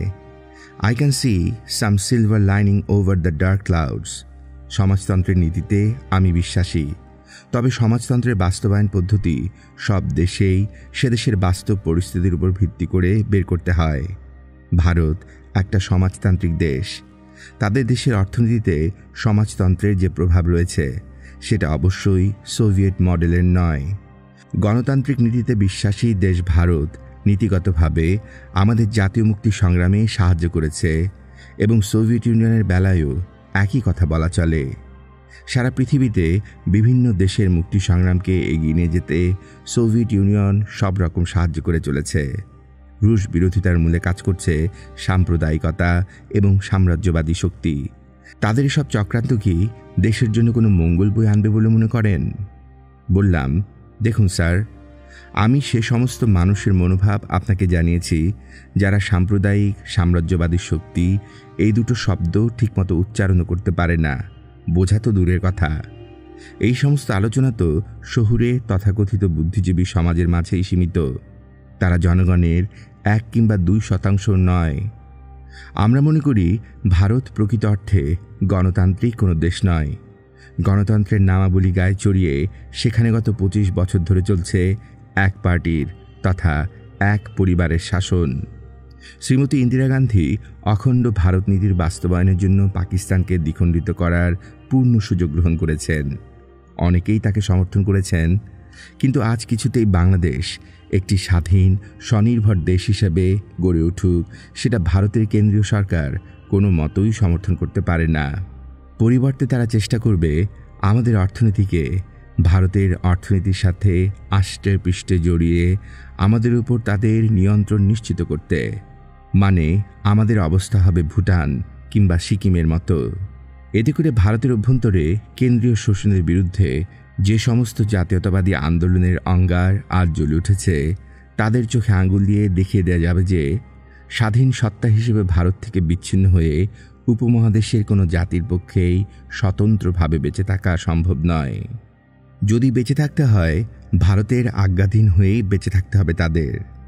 বাংলাদেশকে সব ব্যাপারে তাদের উপর নির্ভরশীল করে তুলতে পারলে ওই সমস্ত জাতীয়তাবাদী আন্দোলনে ভাটা পড়বে। আর আমরা যদি স্বয়ং সম্পূর্ণ জাতি হিসাবে মাথা উঁচু করে বিশ্বের বুকে দাঁড়াতে সক্ষম হই, তবে সেই সমস্ত জাতীয়তাবাদী সংগ্রামের অঙ্গার দাবানলে পরিণত হয়ে ভারতকে টুকরো টুকরো করে ফেলবে খুব অল্প সময়ের মধ্যেই। অখণ্ড ভারতের স্বপ্ন কর্পূরের মতো তখন উবে যাবে। যেখানে বিভিন্ন অঞ্চলগুলো আজ ভারতীয় কেন্দ্রীয় দুঃশাসনের নিষ্পেষণে জর্জরিত, সেখানে তাদের অঙ্গরাজ্যে পরিণত হলে আমাদের কি অবস্থা হবে? বরং আধুনাকালে ঔপনিবেশিক শক্তি দ্বারা তৈরি আজকের ভারত যদি সনাতন রূপ পরিগ্রহ করে তবেই আমাদের লাভ। শুধু আমাদেরই নয়, এই ভূখণ্ডের বিভিন্ন জাতিসত্তার লাভ। বহির্শক্তির শোষণ টিকিয়ে রাখার জন্য উপমহাদেশের স্বাধীন রাজ্যগুলোকে একত্রিত করে অখণ্ড ভারত সৃষ্টি করার ফলেই আজ বিকশিত হচ্ছে জাতীয়তাবাদী আন্দোলনগুলো। এই দ্বন্দ্বের অবসানের মাধ্যমেই একমাত্র সম্ভব এই অঞ্চলের সত্যিকার স্থিতিশীলতা অর্জন করা। এর কোনো বিকল্প নেই। ভারত একটি বহুজাতিক দেশ, সেটাই বাস্তবতা। আমার কথা শুনে জনাব তাজউদ্দিন বললেন, ভবিষ্যতে এ বিষয়ে আমাদের আরও আলোচনা হওয়া প্রয়োজন। তার রাজনৈতিক দল জাসদের প্রতি ইঙ্গিত করলেন তিনি। জবাবে আমি বলেছিলাম, জাসদ অবশ্যই আজ সরকারি বিরোধী সংগ্রামে একটি অগ্রণী ভূমিকা রেখেছে। তারা বৈজ্ঞানিক সমাজতন্ত্রের কথাও বলছে। কিন্তু আওয়ামী লীগ থেকে হঠাৎ করে বেরিয়ে আসা এ দল সৃষ্টিকারীরা সত্যি কি সমাজতন্ত্রী? তাদের নেতৃত্বের প্রায় সবারই আগমন ঘটেছে বুর্জোয়া কিংবা পেটি বুর্জোয়া শ্রেণী থেকে। কতটুকু তারা নিজেদের ডিক্লাস করতে সক্ষম হয়েছে সেটা ভবিষ্যৎ বলতে পারবে। ঠিক এই মুহূর্তে জাসদকে একটি সর্বহারার দল হিসেবে চিহ্নিত করার কোনো যুক্তিসঙ্গত কারণ নেই। এভাবেই সেদিনের বৈঠক শেষ হয়। ভবিষ্যতে আবার আলোচনায় বসব ঠিক করে আমরা বেরিয়ে এসেছিলাম। তত্ত্বগত দিক থেকে জাসদের নেতৃবৃন্দর একটি অংশ সোভিয়েত ইউনিয়নকে একটি সমাজতান্ত্রিক দেশ এবং ভারতকে একটি গণতান্ত্রিক দেশ বলে মনে করত। তাদের ধারণা অনেকটা জনাব তাজউদ্দিনের মতোই, মানে রুশ এবং ভারত বাংলাদেশের গণমুক্তি এবং সমাজতন্ত্র প্রতিষ্ঠার ক্ষেত্রে একটি সহায়ক শক্তি। কিন্তু জাসদের সাধারণ সদস্যদের বৃহৎ অংশই ছিলেন ভারতের বিরোধী। পরবর্তীকালে জাসদের অবক্ষয়ের জন্য অন্যান্য কারণের সাথে এই দ্বন্দ্বটিও একটি প্রধান কারণ বলে চিহ্নিত করা চলে। নেতৃবৃন্দের মধ্যেও ভারত নীতি নিয়ে দ্বিমত ছিল, সেটাও আমরা জানতাম। সেদিন জাসদের সাথে জনাব তাজউদ্দিনের সম্পর্কের কথা জেনে আমার মনে একটি প্রশ্ন বিশেষভাবে দেখা দেয়। তবে কি জাসদ সত্যি ভারতের বি টিম? যদি তাই না হবে, তবে কোন যুক্তিতে জাসদ জনাব তাজউদ্দিনের নেতৃত্ব মেনে নেবে? এই প্রশ্নের জবাব খুঁজে পেতে হবে। নারায়ণগঞ্জে কর্নেল তাহেরের ওখানে গিয়ে উপস্থিত হলাম আরেকদিন। তার সাথে বিভিন্ন বিষয় নিয়ে আলাপ করার ফাঁকে জেনে নেওয়ার চেষ্টা করলাম জনাব তাজউদ্দিনের সাথে জাসদের সম্পর্ক কি। তিনি ব্যক্তিগতভাবে জানালেন যে জনাব তাজউদ্দিনের সাথে জাসদের কোনো সম্পর্ক নেই। এতে ঘটনা আরও ঘোলাটে হয়ে উঠল। হয়তো কর্নেল তাহের এ সম্পর্কে কিছু জানেন না, কিংবা জাসদের হাইকমান্ডের সাথে কোনো গোপন বিশেষ মাধ্যমের সাহায্যে জনাব তাজউদ্দিন যোগাযোগ রক্ষা করে চলেছেন, যা জাসদ নেতৃবর্গের অনেকের কাছে গোপন রাখা হয়েছে। আমাদের আরেকজন জাসদের জনাব শাহজাহানের কাছে এই বিষয়ে জিজ্ঞাসা করেছিল। জনাব শাহজাহানও একই জবাব দিয়েছিলেন। জাসদের সাথে জনাব তাজউদ্দিনের পার্টিগত কোনো সম্পর্ক নেই। কয়েকদিন পরে জনাব তাজউদ্দিনের সাথে আমাদের দ্বিতীয় বৈঠক হয়। সে বৈঠকে ভারত বাংলাদেশ সম্পর্ক নিয়ে আলোচনা হয়। আমি গত বৈঠকের জের টেনে বলেছিলাম, বাংলাদেশের 3টি জিনিস ভারত কখনো মেনে নিতে পারবে না। 1, বাংলাদেশের স্বাধীন অর্থনীতি গড়ে উঠুক। 2, বাংলাদেশে একটি ইসলামী শাসন ব্যবস্থা কায়েম হোক। 3, পূর্ব এবং পশ্চিম বাংলা এক হয়ে একটি ভিন্ন রাষ্ট্রের সৃষ্টি হোক। এ ব্যাপারে তার মতামত জানতে চাইলে জনাব তাজউদ্দিন বলেন, ভারত উপমহাদেশ তুলনামূলকভাবে একটি পরাশক্তি। এই সত্যকে পরিহার করলে বাংলাদেশের অস্তিত্বই বিপন্ন হবে। আমাদের বেঁচে থাকার জন্যই ভারতের সাথে একটি সৌহার্দ্যমূলক সম্পর্ক বজায় রাখতে হবে। উদাহরণস্বরূপ তিনি নেপালকে তুলে ধরেছিলেন। তিনি বলেছিলেন, নেপালের সাথে অর্থনৈতিক ক্ষেত্রে ভারতের সম্পর্ক অত্যন্ত গভীর। বহুলাংশে নেপাল অর্থনৈতিক বিষয়ে ভারতের উপর নির্ভরশীল। তাই বলে নেপালের স্বাধীনতা এবং সার্বভৌমত্বের উপর তো ভারত কোনো হস্তক্ষেপ করেনি। জবাবে আমি বলেছিলাম, নেপাল একটি হিন্দু রাষ্ট্র। আমার জানা মতে নেপালের আভ্যন্তরীণ রাজনীতিতে ভারতের প্রভাব অত্যন্ত প্রচণ্ড। কিন্তু নেপাল এবং বাংলাদেশ কি এক? বাংলাদেশ 10 কোটি মুসলমানের দেশ। এটাও তো একটি বাস্তব সত্য। এই জাতি সশস্ত্র সংগ্রাম করেছে পাকিস্তানের শোষকদের নিয়ন্ত্রণ থেকে বেরিয়ে এসে স্বাধীনতা লাভ করার জন্যে, দিল্লির নিয়ন্ত্রণ মেনে নেবার জন্য নয়। অস্তিত্ব হবে সম্পূর্ণ এবং প্রকৃত অর্থে স্বাধীন স্বকীয়তার। সেটাই এদেশের জনগণের আশা এবং অঙ্গীকার। জনগণের এই চেতনাকে সাংগঠনিক রূপ দিতে পারলে ভারত যত বড় শক্তিধর হোক না কেন আমাদেরকে সিকিম বানাতে পারবে কি? 10 কোটি লোককে জাতীয়তাবাদী চেতনায় উদ্বুদ্ধ করে তুলে তাদের সংগঠিত করে যে কোনো বহিঃশক্তির আগ্রাসনের বিরুদ্ধে বাংলাদেশকে একটি দুর্ভেদ্য দুর্গে পরিণত করে গড়ে তোলা অবশ্যই সম্ভব, এবং সে চেষ্টা করাই কি উচিত নয় প্রতিটি দেশপ্রেমিক সচেতন নাগরিকের? এর জবাবে জনাব তাজউদ্দিন সাহেব কিছু বলেননি। তার সাথে দুদিনের আলোচনায় একটা জিনিস পরিষ্কার বোঝা গেল, ভারত সম্পর্কে তার একটা বিশেষ দুর্বলতা কিংবা বাধ্যবাধকতা রয়েছে, যার বাইরে তিনি যেতে পারেন না। এই দুর্বলতা কিংবা বাধ্যবাধকতা সম্পর্কে তিনি কখনোই আমাদের কিছু বলেননি। পরবর্তী বৈঠকগুলোতে আমরাও তাকে আর বিব্রত করিনি ভারত সম্পর্ক উত্থাপন করে।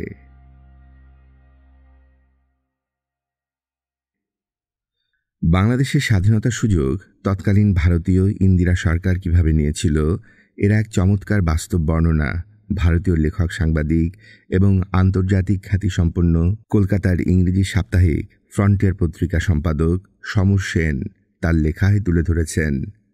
তিনি লিখেছেন, উদ্ধৃতি শুরু, সেই 1971-এর 16 ডিসেম্বর বিশাল ভারতীয় সশস্ত্র বাহিনী পাকিস্তানি বাহিনীর উপর পূর্ব পাকিস্তানে বিজয় অর্জন করে এবং পরবর্তীকালে 1972 সালে পাকিস্তান থেকে শেখ মুজিবকে নিয়ে এসে ঢাকায় গদিতে বসিয়ে ভারতীয় সরকার নিজের ক্ষমতাকে সেখানে সুসংহত করেছিল। উদ্ধৃতি শেষ। জনাব তাজউদ্দিন ছাড়াও সরকারি দলের অনেক নেতা এবং কর্মীদের সাথেও যোগাযোগ রক্ষা করে চলেছিলাম আমরা।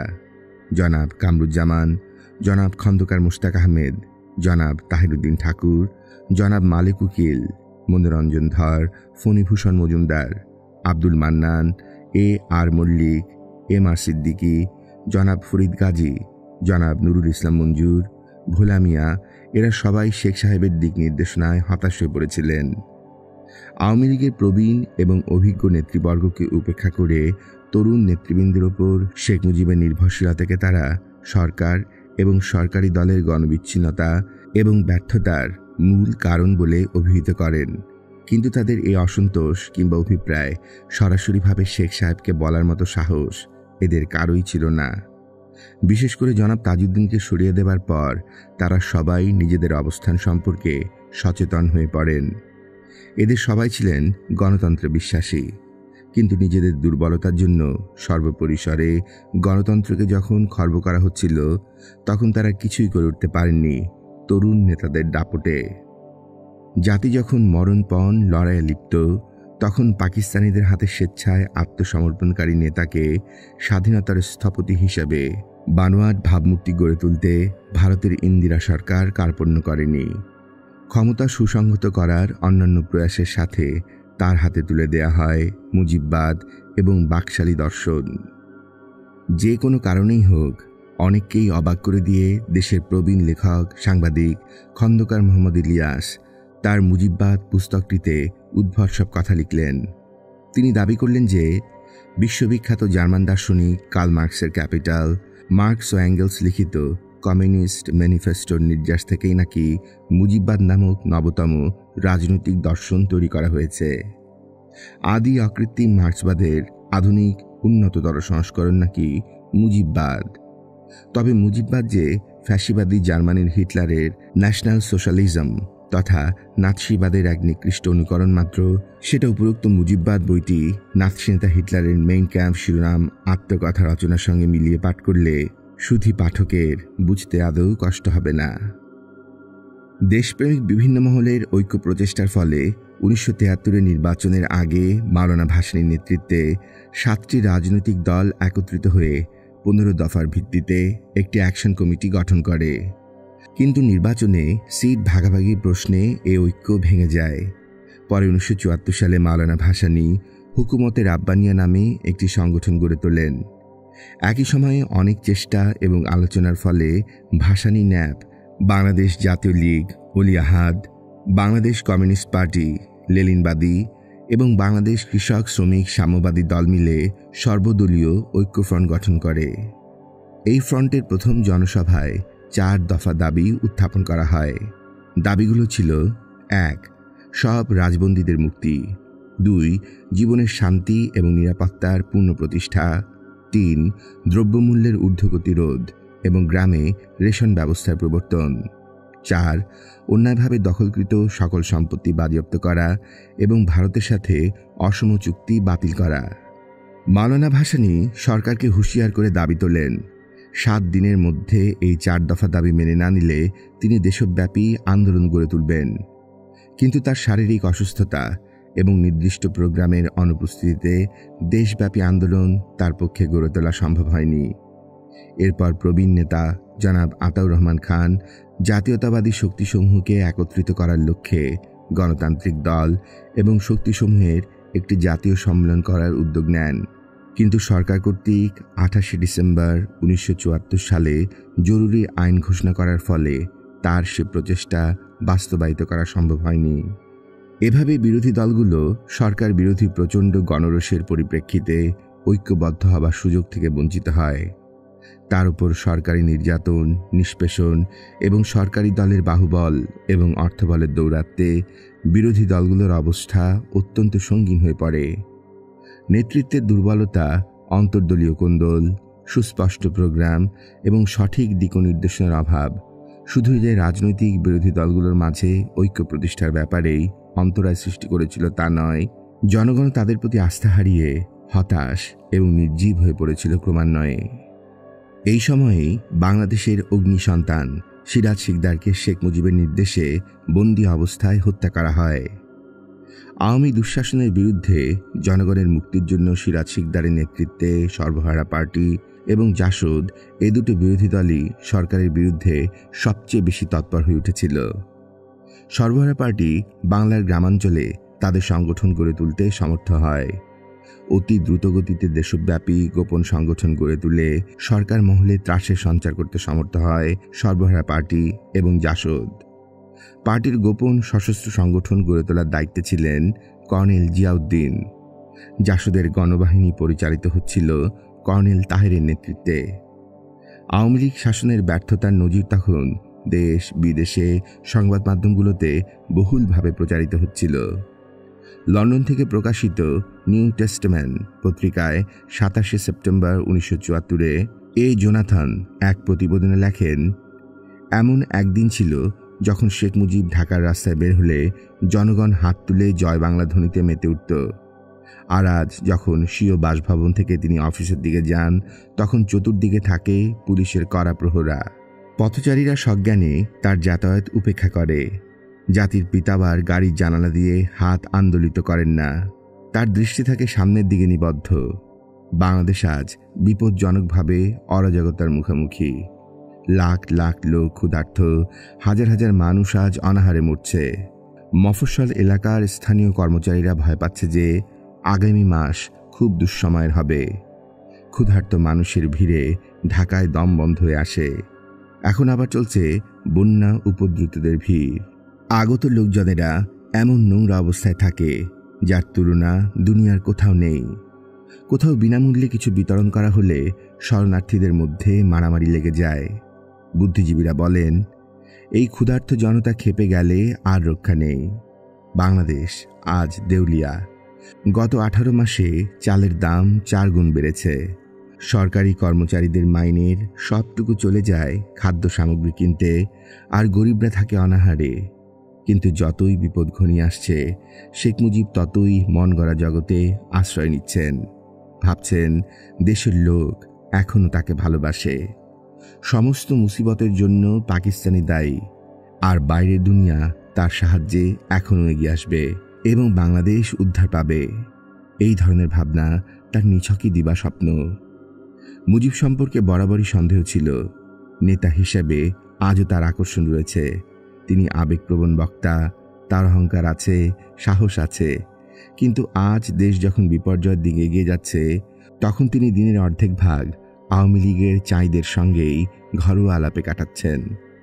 যিনি বাংলাদেশের সমস্ত গুরুত্বপূর্ণ এবং বহু ছোটখাটো বিষয়ে সিদ্ধান্ত নিয়ে থাকেন, তিনি আজ আত্মরম্ভিতার মধ্যে কয়েদি হয়ে চাটুকার এবং পরগাছা পরিবেষ্টিত হয়ে আছেন।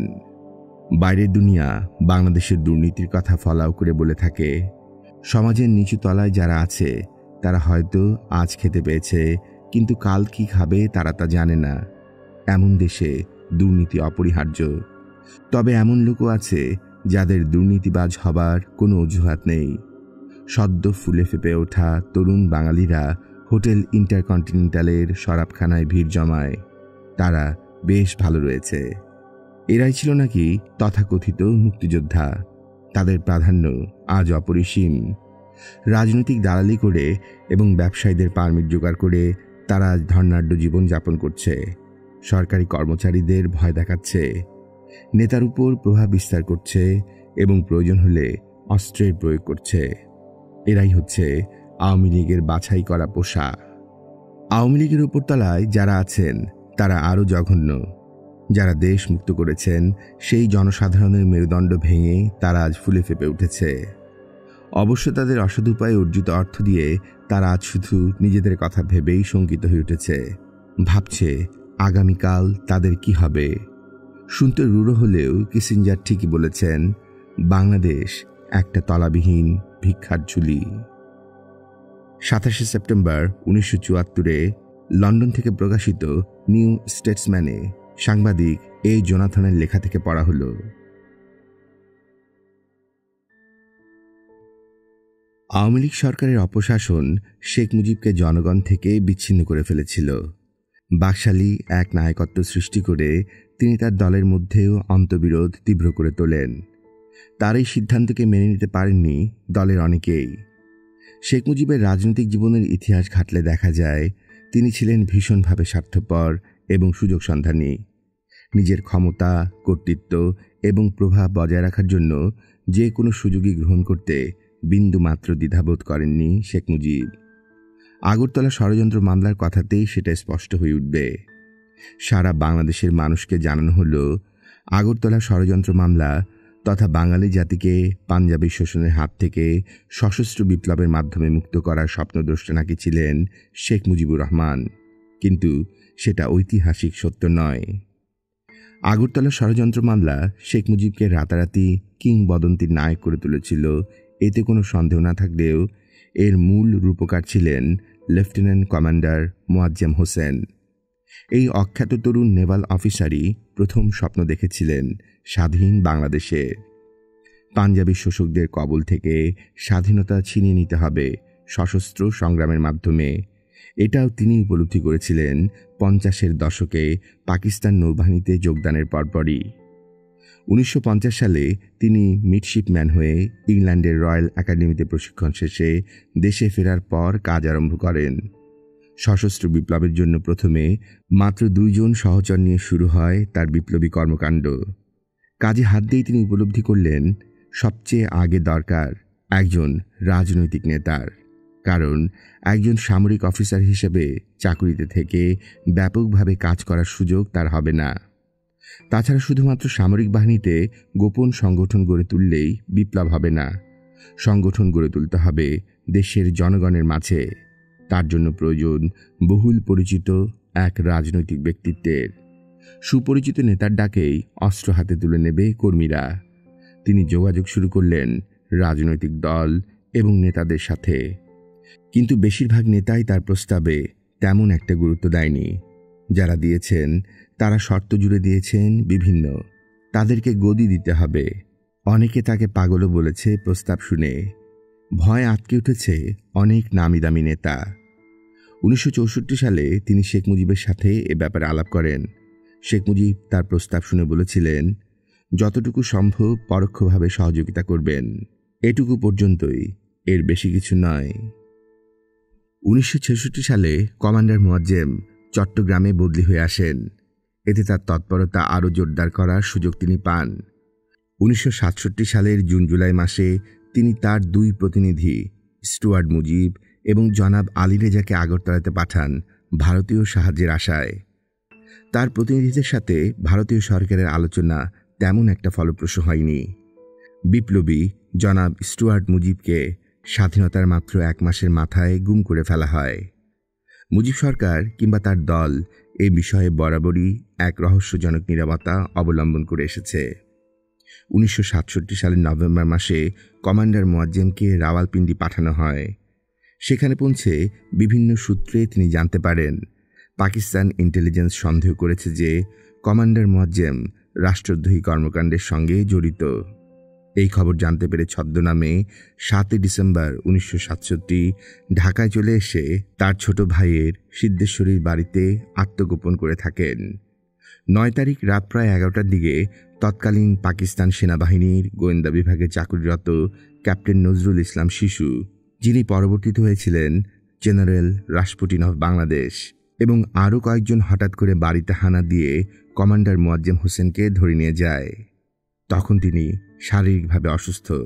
নিয়ে যাবার সময় ক্যাপ্টেন নুরুল ইসলাম শিশু জনাব মোয়াজ্জেম হোসেনের স্ত্রী কোহিনুর হোসেনকে বলেছিলেন, বিশেষ প্রয়োজনে তাকে ঢাকা ক্লাবে নিয়ে যাওয়া হচ্ছে ঘণ্টাখানেকের জন্যে, কিন্তু তাকে মুক্তি দেওয়া হয়েছিল 15 মাস পর। অকথ্য নির্যাতন করা হয়েছিল তার উপর। দীর্ঘ 15 মাস অকথ্য অত্যাচার করেও পাকিস্তান সেনাবাহিনীর গোয়েন্দা বিভাগ তার কাছ থেকে কোনো কথা বের করতে পারেনি। এরপরে 1967 সালের জুন মাসে ঢাকা ক্যান্টনমেন্টে শুরু হয় বিখ্যাত আগরতলা ষড়যন্ত্র মামলা। অনেকেই জানে না এই মামলার 1 নম্বর আসামি কমান্ডার মোয়াজ্জেম হোসেন। পরবর্তীকালে পাকিস্তানের অধিকর্তারা বুঝতে পারেন কমান্ডার মোয়াজ্জেম হোসেনকে প্রধান আসামি বানানোর ফলে সারা বিশ্বের কাছে মিলিটারি ইন্টেলিজেন্সের ভীষণ বদনাম হচ্ছে। তাই সিদ্ধান্ত নেওয়া হয় এক ঢিলে 2 পাখি মারার। জড়ানো হয় শেখ মুজিবুর রহমানকেই প্রধান আসামি হিসেবে। পাকিস্তান সরকার রাজনৈতিক মতলব হাসিলের লক্ষ্যে মামলা শুরু হওয়ার পর ক্যাপ্টেন মোয়াজ্জেমের নাম 1 নং আসামি থেকে কেটে 2 নং আসামির জায়গায় সরিয়ে নেওয়া হয়। আর এভাবেই ওই মামলা সাপে বর হয়ে মুজিবুর রহমানকে গড়ে তুলল কিংবদন্তির নায়ক হিসেবে। 1969-এর 15 ফেব্রুয়ারি সার্জেন্ট জহুরুল হককে গুলি করে মেরে ফেলা হলো মিথ্যে অপবাদ দিয়ে। তিনি নাকি বন্দী অবস্থায় পালাবার চেষ্টা করেছিলেন। এই ঘটনারই পুনরাবৃত্তি ঘটেছিল মুজিবের শাসনকালে বিপ্লবী নেতা সিরাজ শিকদারের হত্যার মাধ্যমে। শেখ মুজিব সম্পর্কে কমান্ডার মোয়াজ্জেম তেমন আকর্ষণ বোধ করেননি কখনোই। শেখ মুজিবের দলের উপরও তার আস্থা ছিল না। কমান্ডার মোয়াজ্জেমের স্পষ্টবাদিতাকে শেখ মুজিব কখনোই পছন্দ করেননি।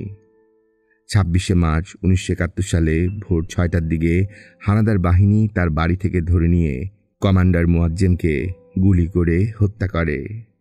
বাড়ির সামনে তাকে গুলি করলেও তার লাশ নিয়ে যাওয়া হয় ক্যান্টনমেন্টে, যার হদিস আজ অবধি তার পরিবার পরিজন কেউ পাননি। ধর্মপ্রাণ কমান্ডার মোয়াজ্জেম হোসেন আল্লাহ ছাড়া কাউকে ভয় করতেন না। নির্ভীক এই মুক্তিযোদ্ধা মন প্রাণ দিয়ে ভালোবেসেছিলেন তার দেশ এবং জাতিকে। সঁপে দিয়ে গেলেন তিনি প্রাণ স্বাধীনতার জন্যে। দেশ স্বাধীন হল। শেখ মুজিবুর রহমান একচ্ছত্র নেতা বলে রাষ্ট্রীয় ক্ষমতাকে কুক্ষিগত করলেন, কিন্তু কমান্ডার মোয়াজ্জেমের ত্যাগের প্রতি সম্মান তিনি দেখাননি। কখনো সত্যকে তুলে ধরেননি জনগণের সম্মুখে। চুপটি মেরে থেকে সব কৃতিত্ব নিজেই হজম করেছেন নির্বিবাদে।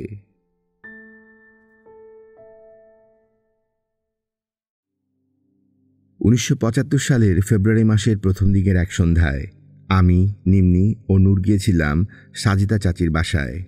চাচিরা তখন থাকতেন ইন্দিরা রোডের একটা দোতলা বাসার উপর। নিচের তলায় থাকতেন রক্ষী বাহিনীর কর্নেল সাবিউদ্দিন। চাচা ও চাচি মানে জনাব গোলাম আকবর চৌধুরী এবং সাজেদা চৌধুরী, যিনি আওয়ামী লীগের সাবেক সাধারণ সম্পাদক, দুজনই তখন বাড়িতে ছিলেন। পারিবারিক সূত্রে আমরা বিশেষভাবে ঘনিষ্ঠ। আমার শাশুড়ি ও বেগম সাজেদা চৌধুরী পরম বান্ধবী। পুরো সংগ্রামের সময়টা তাদের পরিবার আমার শ্বশুর মহাশয়ের কলকাতার বাড়িতেই কাটিয়েছিলেন আশ্রয় গ্রহণ করে। কিছুই না খাইয়ে ছাড়লেন না চাচি। খাওয়া দাওয়া শেষ হতে প্রায় 10টা, 10:30 বেজে গেল। বিদায় নিয়ে গাড়িতে উঠে বসলাম। বাড়ির গেট থেকে ইন্দিরা রোড পর্যন্ত একটি সরু পথ, নিচু জমিতে মাটি ফেলে রাস্তা বানানো হয়েছে। গেট দিয়ে বেরোতেই নূর হঠাৎ চিৎকার দিয়ে বলে উঠল, স্যার, ওরা গুলি করছে। সামনে চেয়ে দেখি দুজন লোক চাদর মুড়ি দিয়ে রাস্তার একপাশে দাঁড়িয়ে, দুজনেরই হাতে স্টেন গান। তারা গুলি করার প্রস্তুতি নিচ্ছে। তাৎক্ষণিক প্রতিক্রিয়ায় ব্যাক গিয়ার দিয়ে তীব্র গতিতে গেটের ভিতর চলে এলাম এক নিমিষে। আমাদের পিছু হটে যাওয়ায় লোক দুটো বুঝতে পারল আমরা ব্যাপারটা বুঝে ফেলেছি। মুহূর্তে তারাও হাও হয়ে গেল। গাড়ি থেকে নেমে উপরে গেলাম দৌড়ে। বেচারি নিম্নির হাত পা ঠান্ডা হয়ে গেছে। ছুটি গিয়ে চাচিকে জড়িয়ে ধরে কান্নায় ভেঙে পড়ল নিম্নি। বাসার সবাই হতবম্ব। কি ব্যাপার, কি হয়েছে? বাবলু, ছোটকা, লাবু, মানু সবাই ছুটে এলো। চাচিকে ঘটনা খুলে বললাম। চাচি সব শুনে থ হয়ে গেলেন। চাচার অবস্থাও অনুরূপ। সাবিউদ্দিনের বাড়িতে সিভিল কাপড়ে আর্মড গার্ড থাকে। সেক্ষেত্রে এ ধরনের ঘটনাতে ভীষণভাবে ঘাবড়ে গেলেন চাচি। আমাকে ও নূরকে নিচে নিয়ে গিয়ে সাবিউদ্দিনকে সব খুলে বললেন। সব শুনে কর্নেল সাবিউদ্দিন বেশ কিছুটা বিব্রত বোধ করলেন। তিনি প্রতিক্রিয়া ব্যক্ত করলেন, দিনকাল ভালো না, কি করা যায় বলেন তো। বুঝলাম ব্যাপারটা কোনো মতে তিনি কাটিয়ে দিতে যাচ্ছেন। কিছুক্ষণ পর উপরে ফেরত এসে চাচি 32 ধানমন্ডিতে ফোন করলেন শেখ সাহেবের বাড়িতে। কি কথা হলো সেটা আমি জানি না, তবে ঘর থেকে বেরিয়ে এসে চাচি বললেন, বাসায় ফোন করে দাও, আজ রাতে তোমরা ফিরছ না, আমার এখানেই থাকবে। তার উপদেশ মেনে নিয়ে সে রাতটা তার বাসাতেই কাটিয়ে গিয়ে সকালে ফেরত এসেছিলাম। আল্লাহ তাআলা আরও একবার জীবন রক্ষা করলেন। একেই বলে রাখে আল্লাহ মারেকে। সিভিল ড্রেসে রক্ষী বাহিনীর গার্ডরা সর্বক্ষণ পাহারা দিচ্ছে এই বাড়ি। হঠাৎ খটকা লাগলো মনে। আততায়ী দুজন ছিলেন সিভিল ড্রেসে এবং তাদের হাতে ছিল 9mm ইন্ডিয়ান স্টেন গান। হিসাব মিলে গেল।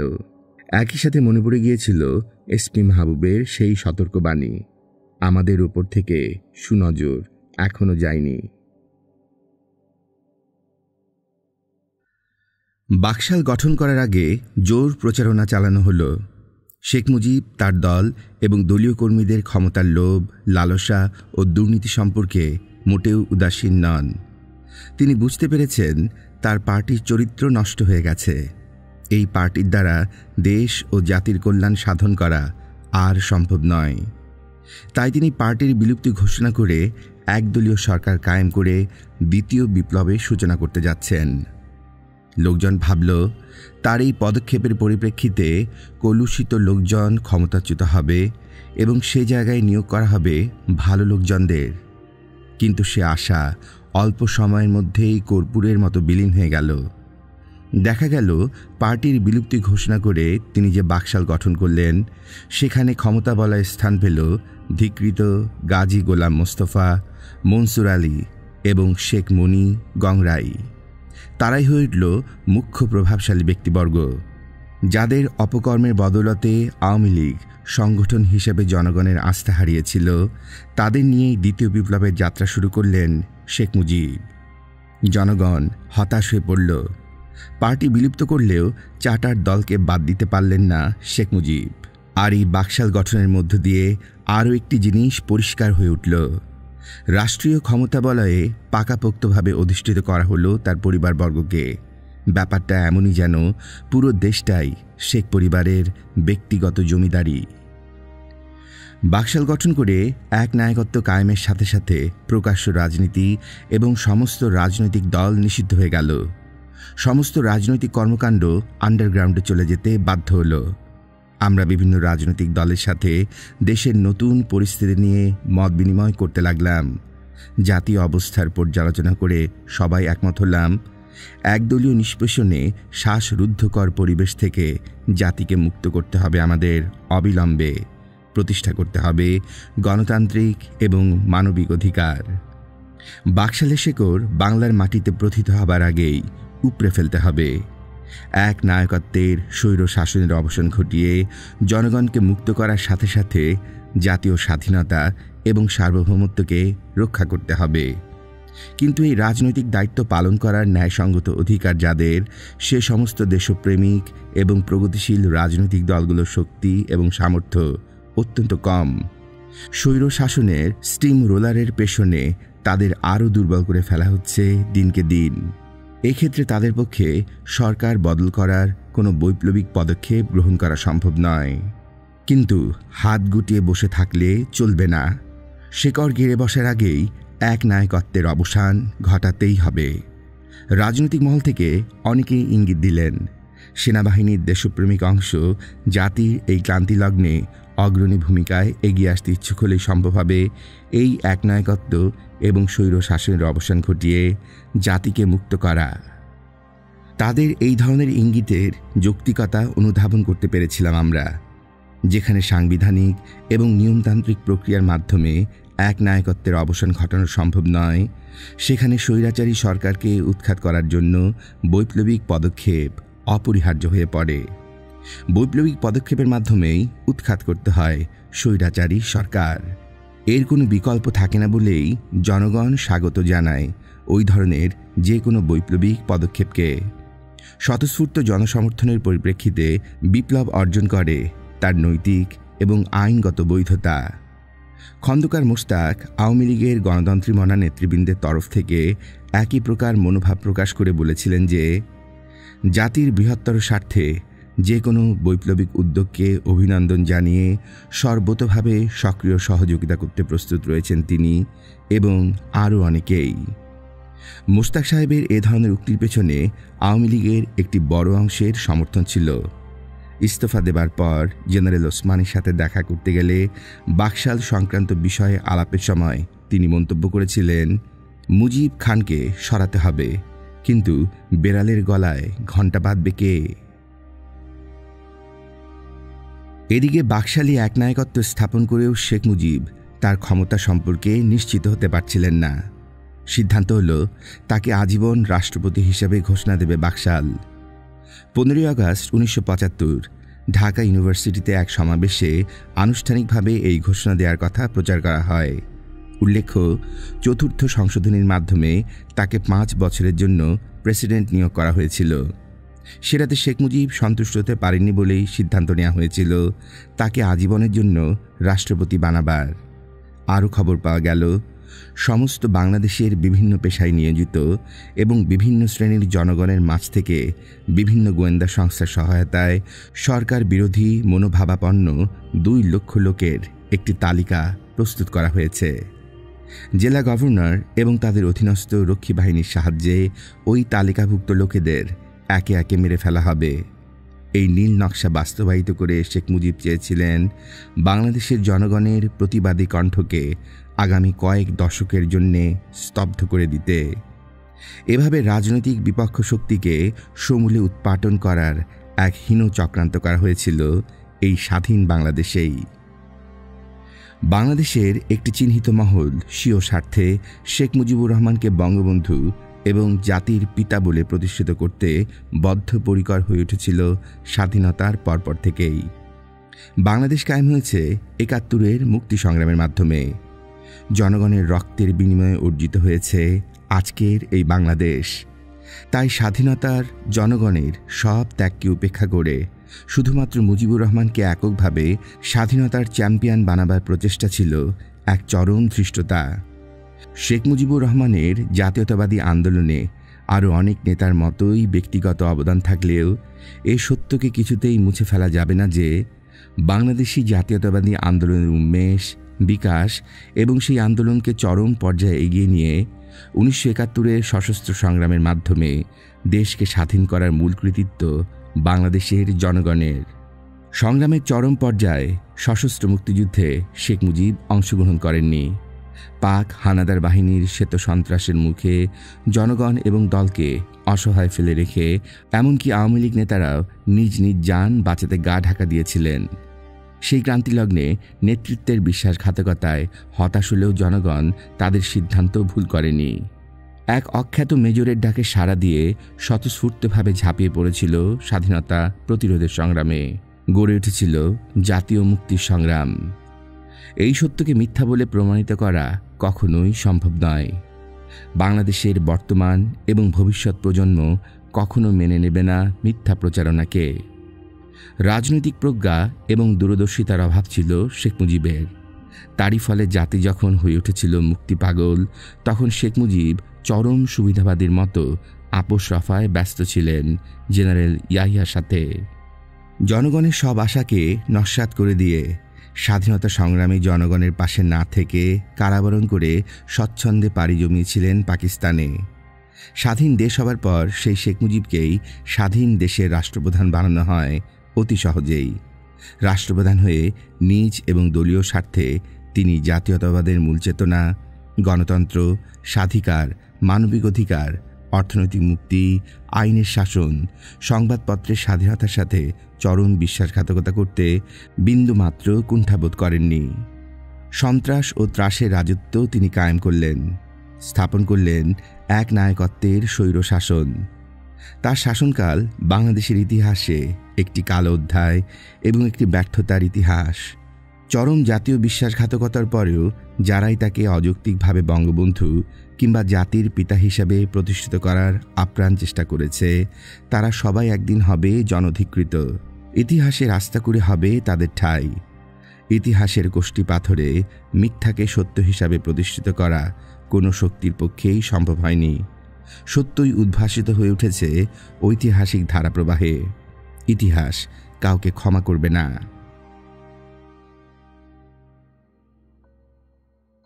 আমরা ঠিক করলাম জাতিকে শ্বাসরুদ্ধকর অবস্থা থেকে মুক্ত করতে হবে যে কোনো ত্যাগের বিনিময়ে। পুনঃপ্রতিষ্ঠা করতে হবে মানবিক মূল্যবোধ এবং গণতান্ত্রিক অধিকার। শুরু হলো আমাদের নিজস্ব পরিকল্পনা। সেনাবাহিনীর বিভিন্ন ইউনিটে সেনা পরিষদ গড়ে তোলার কাজ দ্রুত গতিতে এগিয়ে চলেছে। দেশের প্রতিটি সেনানিবাসের বিভিন্ন ব্যাটালিয়ন এবং রেজিমেন্টের সমমনা অফিসার এবং সৈনিকদের সমন্বয়ে গড়ে তোলা হচ্ছে বিভিন্ন গোপন সংগঠন। সিদ্ধান্ত গ্রহণ করা হয় শেখ মুজিবকে আজীবন রাষ্ট্রপতি হিসাবে প্রতিষ্ঠিত করার আগেই বিপ্লব ঘটিয়ে শেখ মুজিবের এক নায়কত্ব এবং বাকশালের পতন ঘটাতে হবে। বিপ্লবকে সফল করার জন্য প্রয়োজনীয় যোগাযোগ এবং সাংগঠনিক তৎপরতা তড়িৎ গতিতে এগিয়ে নিয়ে চলে কেন্দ্রীয় কমিটি। প্ল্যানিং স্টেজের এক পর্যায়ে লেফটেন্যান্ট কর্নেল আব্দুর রশিদ খন্দকার সেনা পরিষদের কেন্দ্রীয় নেতৃবৃন্দের কয়েকজনের সঙ্গে সাক্ষাৎ করেন। মিটিংয়ে দেশের সার্বিক অবস্থা নিয়ে আলোচনা করা হয়।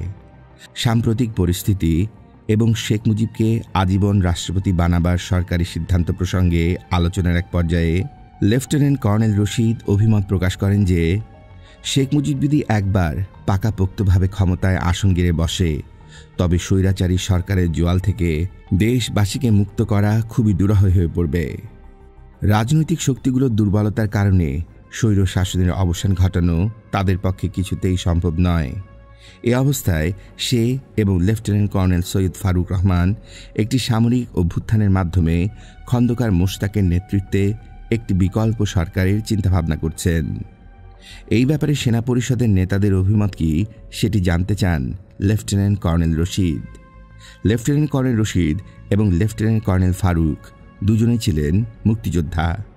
সেই সময় লেফটেন্যান্ট কর্নেল রশিদ এবং লেফটেন্যান্ট কর্নেল ফারুক যথাক্রমে ২য় ফিল্ড রেজিমেন্ট আর্টিলারি এবং ১ম বেঙ্গল ল্যান্সার্সের অধিনায়কের দায়িত্ব পালন করছিলেন। দুটি ইউনিটই তখন ঢাকায়। দুজনই সেনা পরিষদের নেতৃবৃন্দের কাছে সুপরিচিত। তাদের দেশপ্রেম এবং জাতীয়তাবাদী চেতনার প্রশ্নে সন্দেহের কোনো অবকাশ নেই। তাই লেফটেন্যান্ট কর্নেল রশিদকে সেনা পরিষদের সিদ্ধান্তের সব কথা খুলে বলা হলো। সব শুনে লেফটেন্যান্ট কর্নেল রশিদ প্রস্তাব রাখল যৌথ উদ্যোগে অভ্যুত্থান সংগঠিত করার। তার প্রস্তাবে আন্তরিকতার অভাব ছিল না। তার প্রস্তাবকে স্বাগত জানিয়ে বলা হলো, অভ্যুত্থানের লক্ষ্য এবং উদ্দেশ্যাবলী সম্পর্কে স্পষ্ট সিদ্ধান্ত রয়েছে সেনা পরিষদের। আলোচনা সাপেক্ষে সেগুলোতে ঐক্যমত্য হলেই সেনা পরিষদ তার প্রস্তাবের গ্রহণযোগ্যতা সম্পর্কে সিদ্ধান্ত গ্রহণ করবে। লেফটেন্যান্ট কর্নেল রশিদ আলোচনা করতে রাজি হওয়ায় পরবর্তীকালে ওই সকল বিষয়ে বিশদ আলোচনা হয়। সেনা পরিষদের তরফ থেকে লেফটেন্যান্ট কর্নেল রশিদকে জানানো হয়, বিপ্লবের পর মেজর জেনারেল জিয়াউর রহমানই হবেন আর্মির চিফ অফ স্টাফ। এই পরিপ্রেক্ষিতে লেফটেন্যান্ট কর্নেল রশিদ প্রস্তাব রাখেন এয়ার ভাইস মার্শাল এ.কে খন্দকারকে অব্যাহতি দিয়ে গ্রুপ ক্যাপ্টেন এম.জি. তোয়াবকে বিমান বাহিনীর প্রধান হিসেবে নিয়োগ করার। তার এই প্রস্তাব সেনা পরিষদ মেনে নেয়। ঐক্যমত্য প্রতিষ্ঠিত হওয়ার যৌথ বৈপ্লবিক অভ্যুত্থানের সিদ্ধান্ত নেওয়া হয়। সেনা পরিষদের লক্ষ্য, উদ্দেশ্যাবলী এবং ন্যূনতম প্রোগ্রাম সম্পর্কে খন্দকার মোশতাক সম্মতি প্রদান করেন। বৈঠকে সিদ্ধান্ত নেওয়া হয় সার্বক্ষণিক যোগাযোগের মাধ্যমে প্রয়োজনীয় খবরাখবর আদান প্রদান এবং যৌথভাবে বিপ্লবের কার্যকরী পরিকল্পনা প্রণয়ন করা হবে। এভাবে ঐক্যবদ্ধ প্রয়াসের ফলে অভ্যুত্থানের সফলতার সম্ভাবনা স্বাভাবিক কারণেই আরও উজ্জ্বল হয়ে ওঠে। আওয়ামী লীগের খন্দকার মোশতাক এবং বিভিন্ন পর্যায়ের প্রভাবশালী নেতা এবং কর্মীদের সাথে যোগাযোগ করে আওয়ামী লীগের আভ্যন্তরীণ অনেক প্রয়োজনীয় এবং গুরুত্বপূর্ণ তথ্য আমরা সংগ্রহ করতে সক্ষম হয়েছিলাম। এই সমস্ত তথ্যগুলো ছিল আমাদের পরিকল্পনার জন্যে অপরিহার্য। আমরা জানতে পেরেছিলাম সৈয়দ নজরুল ইসলাম, মনসুর আলী, শেখ ফজলুল হক মনি, আব্দুর রাজ্জাক প্রমুখ নেতারাই ছিলেন আওয়ামী লীগের শীর্ষস্থানীয় নেতাদের মধ্যে কঠোর রুশ এবং ভারতপন্থী।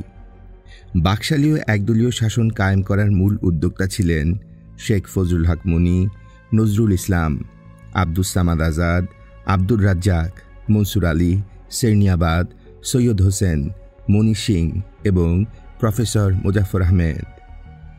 রাষ্ট্রীয় ক্ষমতা কুক্ষিগত করা এবং নিজেদেরকে সুসংহত করার জন্য শেখ মুজিব এই সমস্ত উচ্চাভিলাষী নেতাদের প্রভাব এবং পরামর্শ মেনে নিয়ে গণতন্ত্রের বলি দিয়ে বহুদলীয় শাসন ব্যবস্থার পরিবর্তে একদলীয় স্বৈরতন্ত্র প্রতিষ্ঠা করেছিলেন। তার এই হঠকারী সিদ্ধান্তকে আওয়ামী লীগের বৃহৎ অংশ মেনে নিতে পারেনি। শেখ মুজিবের ক্ষমতার প্রতাপের মুখে নিরাপত্তার ঝুঁকি নিয়ে সেদিনেরা প্রকাশ্য বিরোধিতা না করে নীরব থাকতে বাধ্য হয়েছিলেন। কিন্তু শেখ মুজিবের এই সিদ্ধান্তের ফলে সংসদে সেদিন বিরূপ প্রতিক্রিয়া সৃষ্টি হয়েছিল গণতন্ত্রী মোনা নেতৃবৃন্দ এবং সংসদ সদস্যদের মাঝে। এদের অনেকেই বর্ষিয়ার নেতা খন্দকার মোশতাকের সাথে আলোচনা করে এই ব্যবস্থার প্রতিকারের রাস্তা খুঁজে পাবার চেষ্টা করেছিলেন। আমরা বুঝতে পেরেছিলাম একনায়কত্বের অবসান ঘটিয়ে গণতন্ত্র পুনঃপ্রতিষ্ঠা করার কোনো পদক্ষেপ নিলে আওয়ামী লীগের এই বৃহৎ অংশের সমর্থন পাওয়া যাবে অতি সহজে। তাদের ব্যক্তিগত নিরাপত্তা নিশ্চিত করতে পারলে তারা স্বতঃস্ফূর্তভাবে অভিনন্দন জানিয়ে সমর্থন করবেন এ ধরনের যে কোনো পরিবর্তনকে। আরও একটি বিষয়ও আমাদের কাছে পরিষ্কার হয়ে ওঠে, সেটা হলো আওয়ামী লীগের মধ্যে খন্দকার মোশতাকের সমর্থন অনেক রয়েছে। তার ব্যক্তিগত প্রভাব এবং জনপ্রিয়তা পার্টির নেতাকর্মীদের মাঝেও রয়েছে। আমরা খন্দকার মোশতাককে 1971-এর সংগ্রামকাল থেকে দেখে আসছি।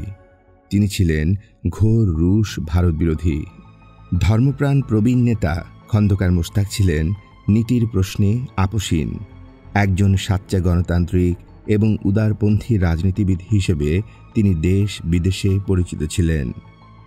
আলাপ প্রসঙ্গে আওয়ামী লীগের অনেকেই খন্দকার মোশতাকের ক্ষুরধার বুদ্ধিমত্তা, রাজনৈতিক প্রজ্ঞা এবং বিচক্ষণতার প্রশংসা করে অভিমত ব্যক্ত করেছেন যে নেতৃত্বের যোগ্যতার বিচারে খন্দকার মোশতাকের স্থান শেখ মুজিবের ওপরে। তাদের এই মনোভাব থেকে আমরা বুঝতে পেরেছিলাম খন্দকার মোশতাকের নেতৃত্বে সরকার গঠন করা হলে সেটি অতি সহজেই তার নেতৃত্ব মেনে নিয়ে বিপ্লবের পক্ষে স্বতঃস্ফূর্ত সমর্থন জানাবে। ফলে আওয়ামী বাকশালীদের বৃহৎ অংশকে শুধু যে নিউট্রালাইজ করাই সম্ভব হবে তা নয়, এতে করে বাকশালী যোগসাজকে ভারতীয় সামরিক হস্তক্ষেপের সম্ভাবনাও অনেকাংশেই কমে যাবে। আওয়ামী বাকশালী নেতাদের সমর্থন পেলে রক্ষী বাহিনীকে নিরস্ত্র করার কাজটিও সহজ হয়ে যেতে পারে। এছাড়া পশ্চিমা বিশ্বের গণতান্ত্রিক দেশগুলো এবং মধ্যপ্রাচ্যের ইসলামিক রাষ্ট্রসমূহের ক্ষমতা বলয়ের একজন ধর্মপ্রাণ উদারপন্থী গণতন্ত্রীমনা রাজনীতিবিদ হিসাবে খন্দকার মোশতাকের একটি ইতিবাচক গ্রহণযোগ্যতাও ছিল। এই সমস্ত দেশের প্রভাবশালী নেতৃবৃন্দের অনেকের সাথেই তিনি ব্যক্তিগত সম্পর্ক গড়ে তুলেছিলেন। এই অবস্থায় খন্দকার মোশতাক আহমেদকে সরকারের রাষ্ট্রপতি বানালে পশ্চিমা গণতান্ত্রিক রাষ্ট্রসমূহ এবং মুসলিম বিশ্বের দেশগুলোর স্বীকৃতি এবং সমর্থন আমরা সহজেই পেতে পারি। এছাড়া রাজনৈতিক নেতৃত্বের অধীনে বেসামরিক সরকার গঠন করলে আমরা দেশ বিদেশে এটাও প্রমাণ করতে পারব যে বাংলাদেশের বৈপ্লবিক অভ্যুত্থান ঘটেছে দেশপ্রেমিক সেনাবাহিনীর নেতৃত্বে, স্বৈর শাসন ও রুশ ভারতের নাগপাশ থেকে দেশ ও জাতিকে মুক্ত করার জন্য গণতন্ত্র মানবাধিকার পুনঃপ্রতিষ্ঠার লক্ষ্যে। বিস্তারিত বিশ্লেষণের পরেই খন্দকার মোশতাক আহমেদকেই অস্থায়ী রাষ্ট্রপতি হিসাবে আমাদের গ্রহণ করার সিদ্ধান্তটি গৃহীত হয়। সেনা পরিষদে অনেকগুলি জটিল বিষয়ে চিন্তাভাবনা করতে হয়েছিল। বিপ্লবের পরিপ্রেক্ষিতে যে সমস্ত সমস্যা দেখা দিতে পারে সে সমস্ত সমস্যাগুলির সমাধান সম্পর্কেও ভেবে দেখতে হয়েছিল নেতৃবৃন্দকে। বিভিন্ন সূত্র থেকে সংগৃহীত তথ্যাবলী এবং খবরাখবরের ভিত্তিতেই সিদ্ধান্ত গ্রহণ করা হয়। সর্বপ্রথম ঠিক করতে হয়েছিল কবে বিপ্লব ঘটানো হবে এবং কি পরিসরে সংগঠিত করা হবে বিপ্লব। খবর ছিল 15ই আগস্ট ঢাকা বিশ্ববিদ্যালয় অনুষ্ঠানে মন্ত্রী পরিষদ এবং কেন্দ্রীয় নেতারা ছাড়াও জাতীয় পর্যায়ে প্রায় সব বাকশালী নেতাই উপস্থিত থাকবেন। নবনিযুক্ত জেলা গভর্নররা এবং জেলা পর্যায়ের নেতারা ইতিমধ্যেই ঢাকা শহরে এবং শেরেবাংলা নগরের এমপি হোস্টেলে ভিড় জমিয়েছেন। নিরাপত্তার দায়িত্বে থাকবে পুলিশ এবং স্পেশাল স্কোয়াড। নেতাদের ব্যক্তিগত বিভিন্ন বাহিনীর সদস্য ছাড়াও শেখ মুনি এবং শেখ কামালের নেতৃত্বে ছাত্রলীগ এবং যুবলীগের অস্ত্রধারীরাও থাকবে অনুষ্ঠানে। জাতীয় রক্ষী বাহিনীকে ভার্সিটি এলাকায় টহল দেবার জন্য মোতায়েন করা হবে। জাতীয় রক্ষী বাহিনীর ডাইরেক্টর ব্রিগেডিয়ার নুরুজ্জামান এবং ডেপুটি ডাইরেক্টর কর্নেল সাবিউদ্দিন দুজনেই ঘটনাক্রমে সেদিন দেশের বাইরেই অবস্থান করবেন। ওই দিনটি ভারতের স্বাধীনতা দিবস বিধায় রাষ্ট্রীয় পর্যায়ে আনন্দ উৎসব নিয়ে ব্যস্ত থাকবে ভারত সরকার। 14-15 তারিখ এর রাত ঢাকা ব্রিগেডের নাইট ট্রেনিংয়ের জন্য নির্ধারিত ছিল। 12ই আগস্ট এক বৈঠকে আমরা কতগুলি গুরুত্বপূর্ণ সিদ্ধান্ত চূড়ান্ত করি।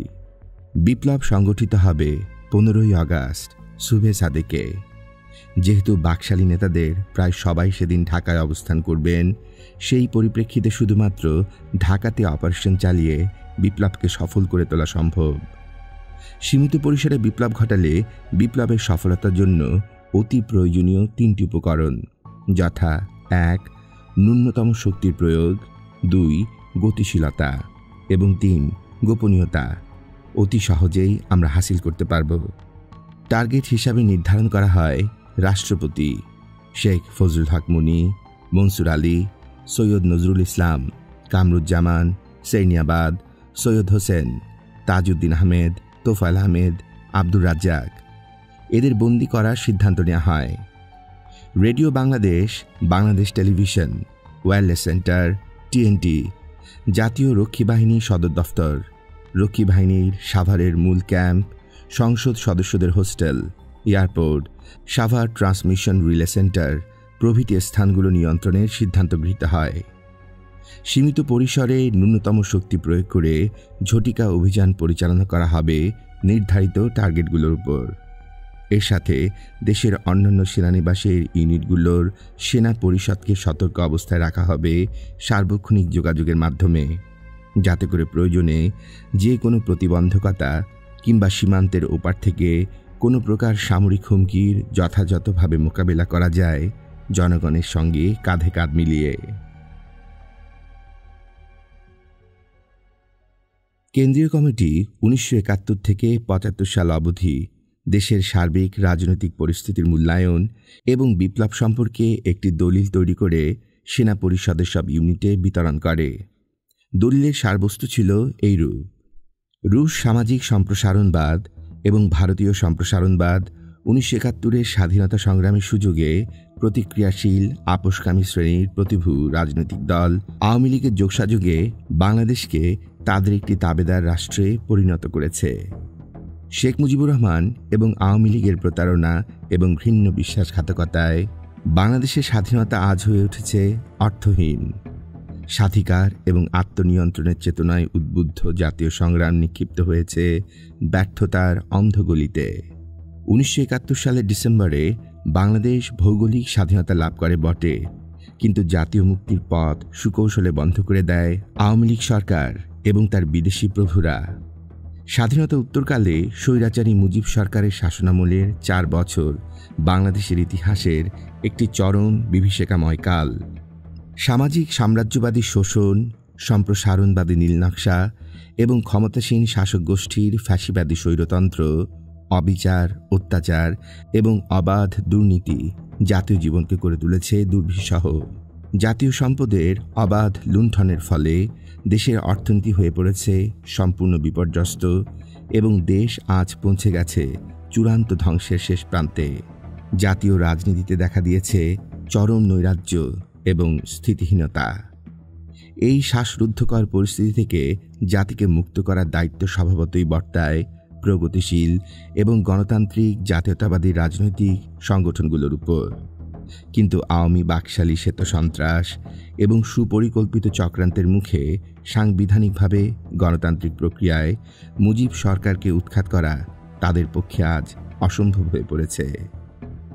সরকারি নির্যাতন ছাড়াও রাজনৈতিক দলগুলোর অপারগতার মূল কারণ হচ্ছে তাদের অনৈক্য, তাত্ত্বিক জ্ঞানের দেউলিয়াপনা, সাংগঠনিক দুর্বলতা, নেতৃত্বের কোন্দল এবং নেতাদের স্বার্থপর আত্মকেন্দ্রিকতা। দেশ ও জাতি আজ চরম এক সংকটে নিমজ্জিত। স্বৈর শাসনের নাগপাশ থেকে হতাশগ্রস্ত জাতিকে মুক্ত করা আজ প্রতিটি দেশপ্রেমিকের নৈতিক দায়িত্ব। বর্তমান অবস্থার পটভূমিতে সশস্ত্র বিপ্লব ছাড়া অন্য কোনো উপায়ে স্বৈরাচারী একনায়কত্বের অবসান ঘটানো সম্ভব নয় বলেই এই গুরুদায়িত্ব সম্পন্ন করার অভিপ্রায়ে একটি জনপ্রিয় বৈপ্লবিক অভ্যুত্থান ঘটাবার সিদ্ধান্তে উপনীত হয়েছে আজ সেনা পরিষদ। বিপ্লবের উদ্দেশ্য রাষ্ট্র ক্ষমতা দখল করে জনগণের ওপর সামরিক শাসনের বোঝা চাপিয়ে দেয়া নয়। তৃতীয় বিশ্বের বিভিন্ন দেশে রাজনৈতিক নেতৃবৃন্দের অক্ষমতা এবং অযোগ্যতার সুযোগ গ্রহণ করে সামরিক শাসন কায়েম করা হয়েছে, কিন্তু এভাবে সামরিক বাহিনীকে সরাসরিভাবে জাতীয় রাজনীতিতে জড়ানোর পরিণামে সে সমস্ত দেশে উচ্চাভিলাষী সামরিক শাসকবৃন্দের গোষ্ঠী স্বার্থই চরিতার্থ হয়েছে। জাতি ও দেশের কোনো কল্যাণ হয়নি। কোনো বিশেষ গোষ্ঠীর স্বার্থ হাসিল করা আমাদের বিপ্লবের উদ্দেশ্য নয়। এই বিপ্লবের চরিত্র হবে অন্যান্য দেশে সাধারণভাবে সংগঠিত যে কোনো কুদেতা থেকে সম্পূর্ণ ভিন্ন প্রকৃতির। সেনা পরিষদ দেশবাসী এবং সারা বিশ্বে প্রমাণ করবে বাংলাদেশের সেনাবাহিনীর বৃহৎ অংশই দেশপ্রেমিক। তারা ক্ষমতালিপ্সু, সুযোগ সন্ধানী নয়। অবস্থার সুযোগ নিয়ে জনগণের রক্ষক হয়ে ভক্ষক বনে যাওয়ার অভিপ্রেত তাদের নেই। দেশ এবং জনগণের স্বার্থ রক্ষায় নির্ভীক, নিবেদিত প্রাণ সৈনিক তারা। জনগণের মৌলিক অধিকার এবং গণতান্ত্রিক অধিকার পুনঃপ্রতিষ্ঠা করার জন্যেই বিপ্লব। স্বৈরশাসনের অবসান ঘটানো হবে, যাতে করে সুষ্ঠু জাতীয়তাবাদী রাজনীতির বিকাশ ঘটাবার জন্য দেশপ্রেমিক এবং জাতীয়তাবাদী রাজনৈতিক নেতৃবৃন্দ ও কর্মীরা সংগঠিত হতে পারেন গণতান্ত্রিক রাজনীতির ধারাবাহিকতায়। জাতীয়তাবাদী রাজনীতিকে এগিয়ে নেবার দায়িত্ব হবে দেশপ্রেমিক রাজনীতিবিদ এবং রাজনৈতিক দলসমূহের। রাষ্ট্র পরিচালনার দায়িত্ব হবে জনগণের দ্বারা নির্বাচিত সরকারের। সেনাবাহিনী দেশ ও জাতীয় স্বার্থের অতন্ত প্রহরী হয়ে নির্বাচিত সরকারের অধীনে সহায়ক শক্তি হিসাবে কাজ করে যাবে আন্তরিক নিষ্ঠার সাথে। প্রমাণ করা হবে বাংলাদেশ সেনাবাহিনীর সদস্যরা নিঃস্বার্থ দেশপ্রেমিক। জাতীয় স্বার্থই তাদের কাছে মুখ্য, ব্যক্তি কিংবা গোষ্ঠী স্বার্থ নয়। অনন্য এই বিপ্লব নিখাদ দেশপ্রেমের একটি উজ্জ্বল দৃষ্টান্তমূলক মাইলফলক হিসাবে স্থাপিত হবে বাংলাদেশের ইতিহাসে। আসন্ন বিপ্লবের লক্ষ্য এবং উদ্দেশ্যাবলী: 1. রুশ ভারতের নাগপাশ থেকে দেশ এবং জাতিকে মুক্ত করা। 2. মানবাধিকার ও গণতন্ত্র পুনঃপ্রতিষ্ঠা করা। 3. দ্বিতীয় বিপ্লবের নামে বাকশাল এবং মুজিব সরকারের প্রতারণামূলক কার্যক্রমের প্রকৃত উদ্দেশ্য জনগণের সামনেই তুলে ধরা। 4. কৌশলগত কারণে স্বল্প সময়ের জন্য সংসদকে বলবৎ রেখে সাংবিধানিকভাবে একটি দেশপ্রেমিক সর্বদলীয় অস্থায়ী নির্দলীয় সরকার গঠন করা। সর্বদলীয় অস্থায়ী এবং নির্দলীয় সরকারের দায়িত্ব হবে নিম্নরূপ: 1. বাকশাল প্রণোদিত শাসনতন্ত্রের চতুর্থ সংশোধনী, সংবাদপত্র এবং প্রকাশনা আইন, রক্ষী বাহিনী আইন, আন্তর্জাতিক শ্রমিক আইনের পরিপন্থী শ্রমিক আইন এবং অন্যান্য কালাকানুন বাতিল করা। 2.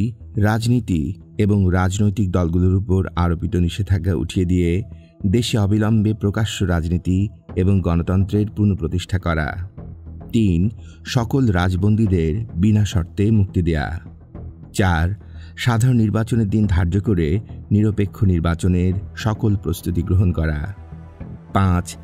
জাতীয় নিরাপত্তা এবং সার্বভৌমত্বের প্রতি যে কোনো হুমকির মোকাবিলা করার জন্য জাতীয় নিরাপত্তা পরিষদ গঠন করা এবং জরুরি ভিত্তিতে প্রাপ্তবয়স্ক সক্ষম ছেলেমেয়েদের সামরিক বাহিনীর সহযোগিতায় সামরিক প্রশিক্ষণ দিয়ে জাতীয় নিরাপত্তা বাহিনীর অবকাঠামো গড়ে তোলা।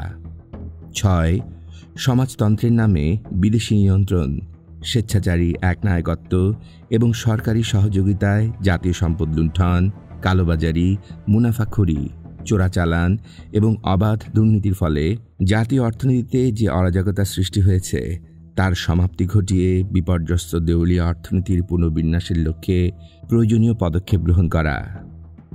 7. জাতীয় জীবনে শান্তি এবং শৃঙ্খলা ফিরিয়ে আনার জন্য বিচার বিভাগের পূর্ণ স্বাধীনতা পুনঃপ্রতিষ্ঠা করে দেশে আইনের শাসন প্রবর্তন করা। 8. প্রশাসন কাঠামোকে দুর্নীতিমুক্ত করা। 9.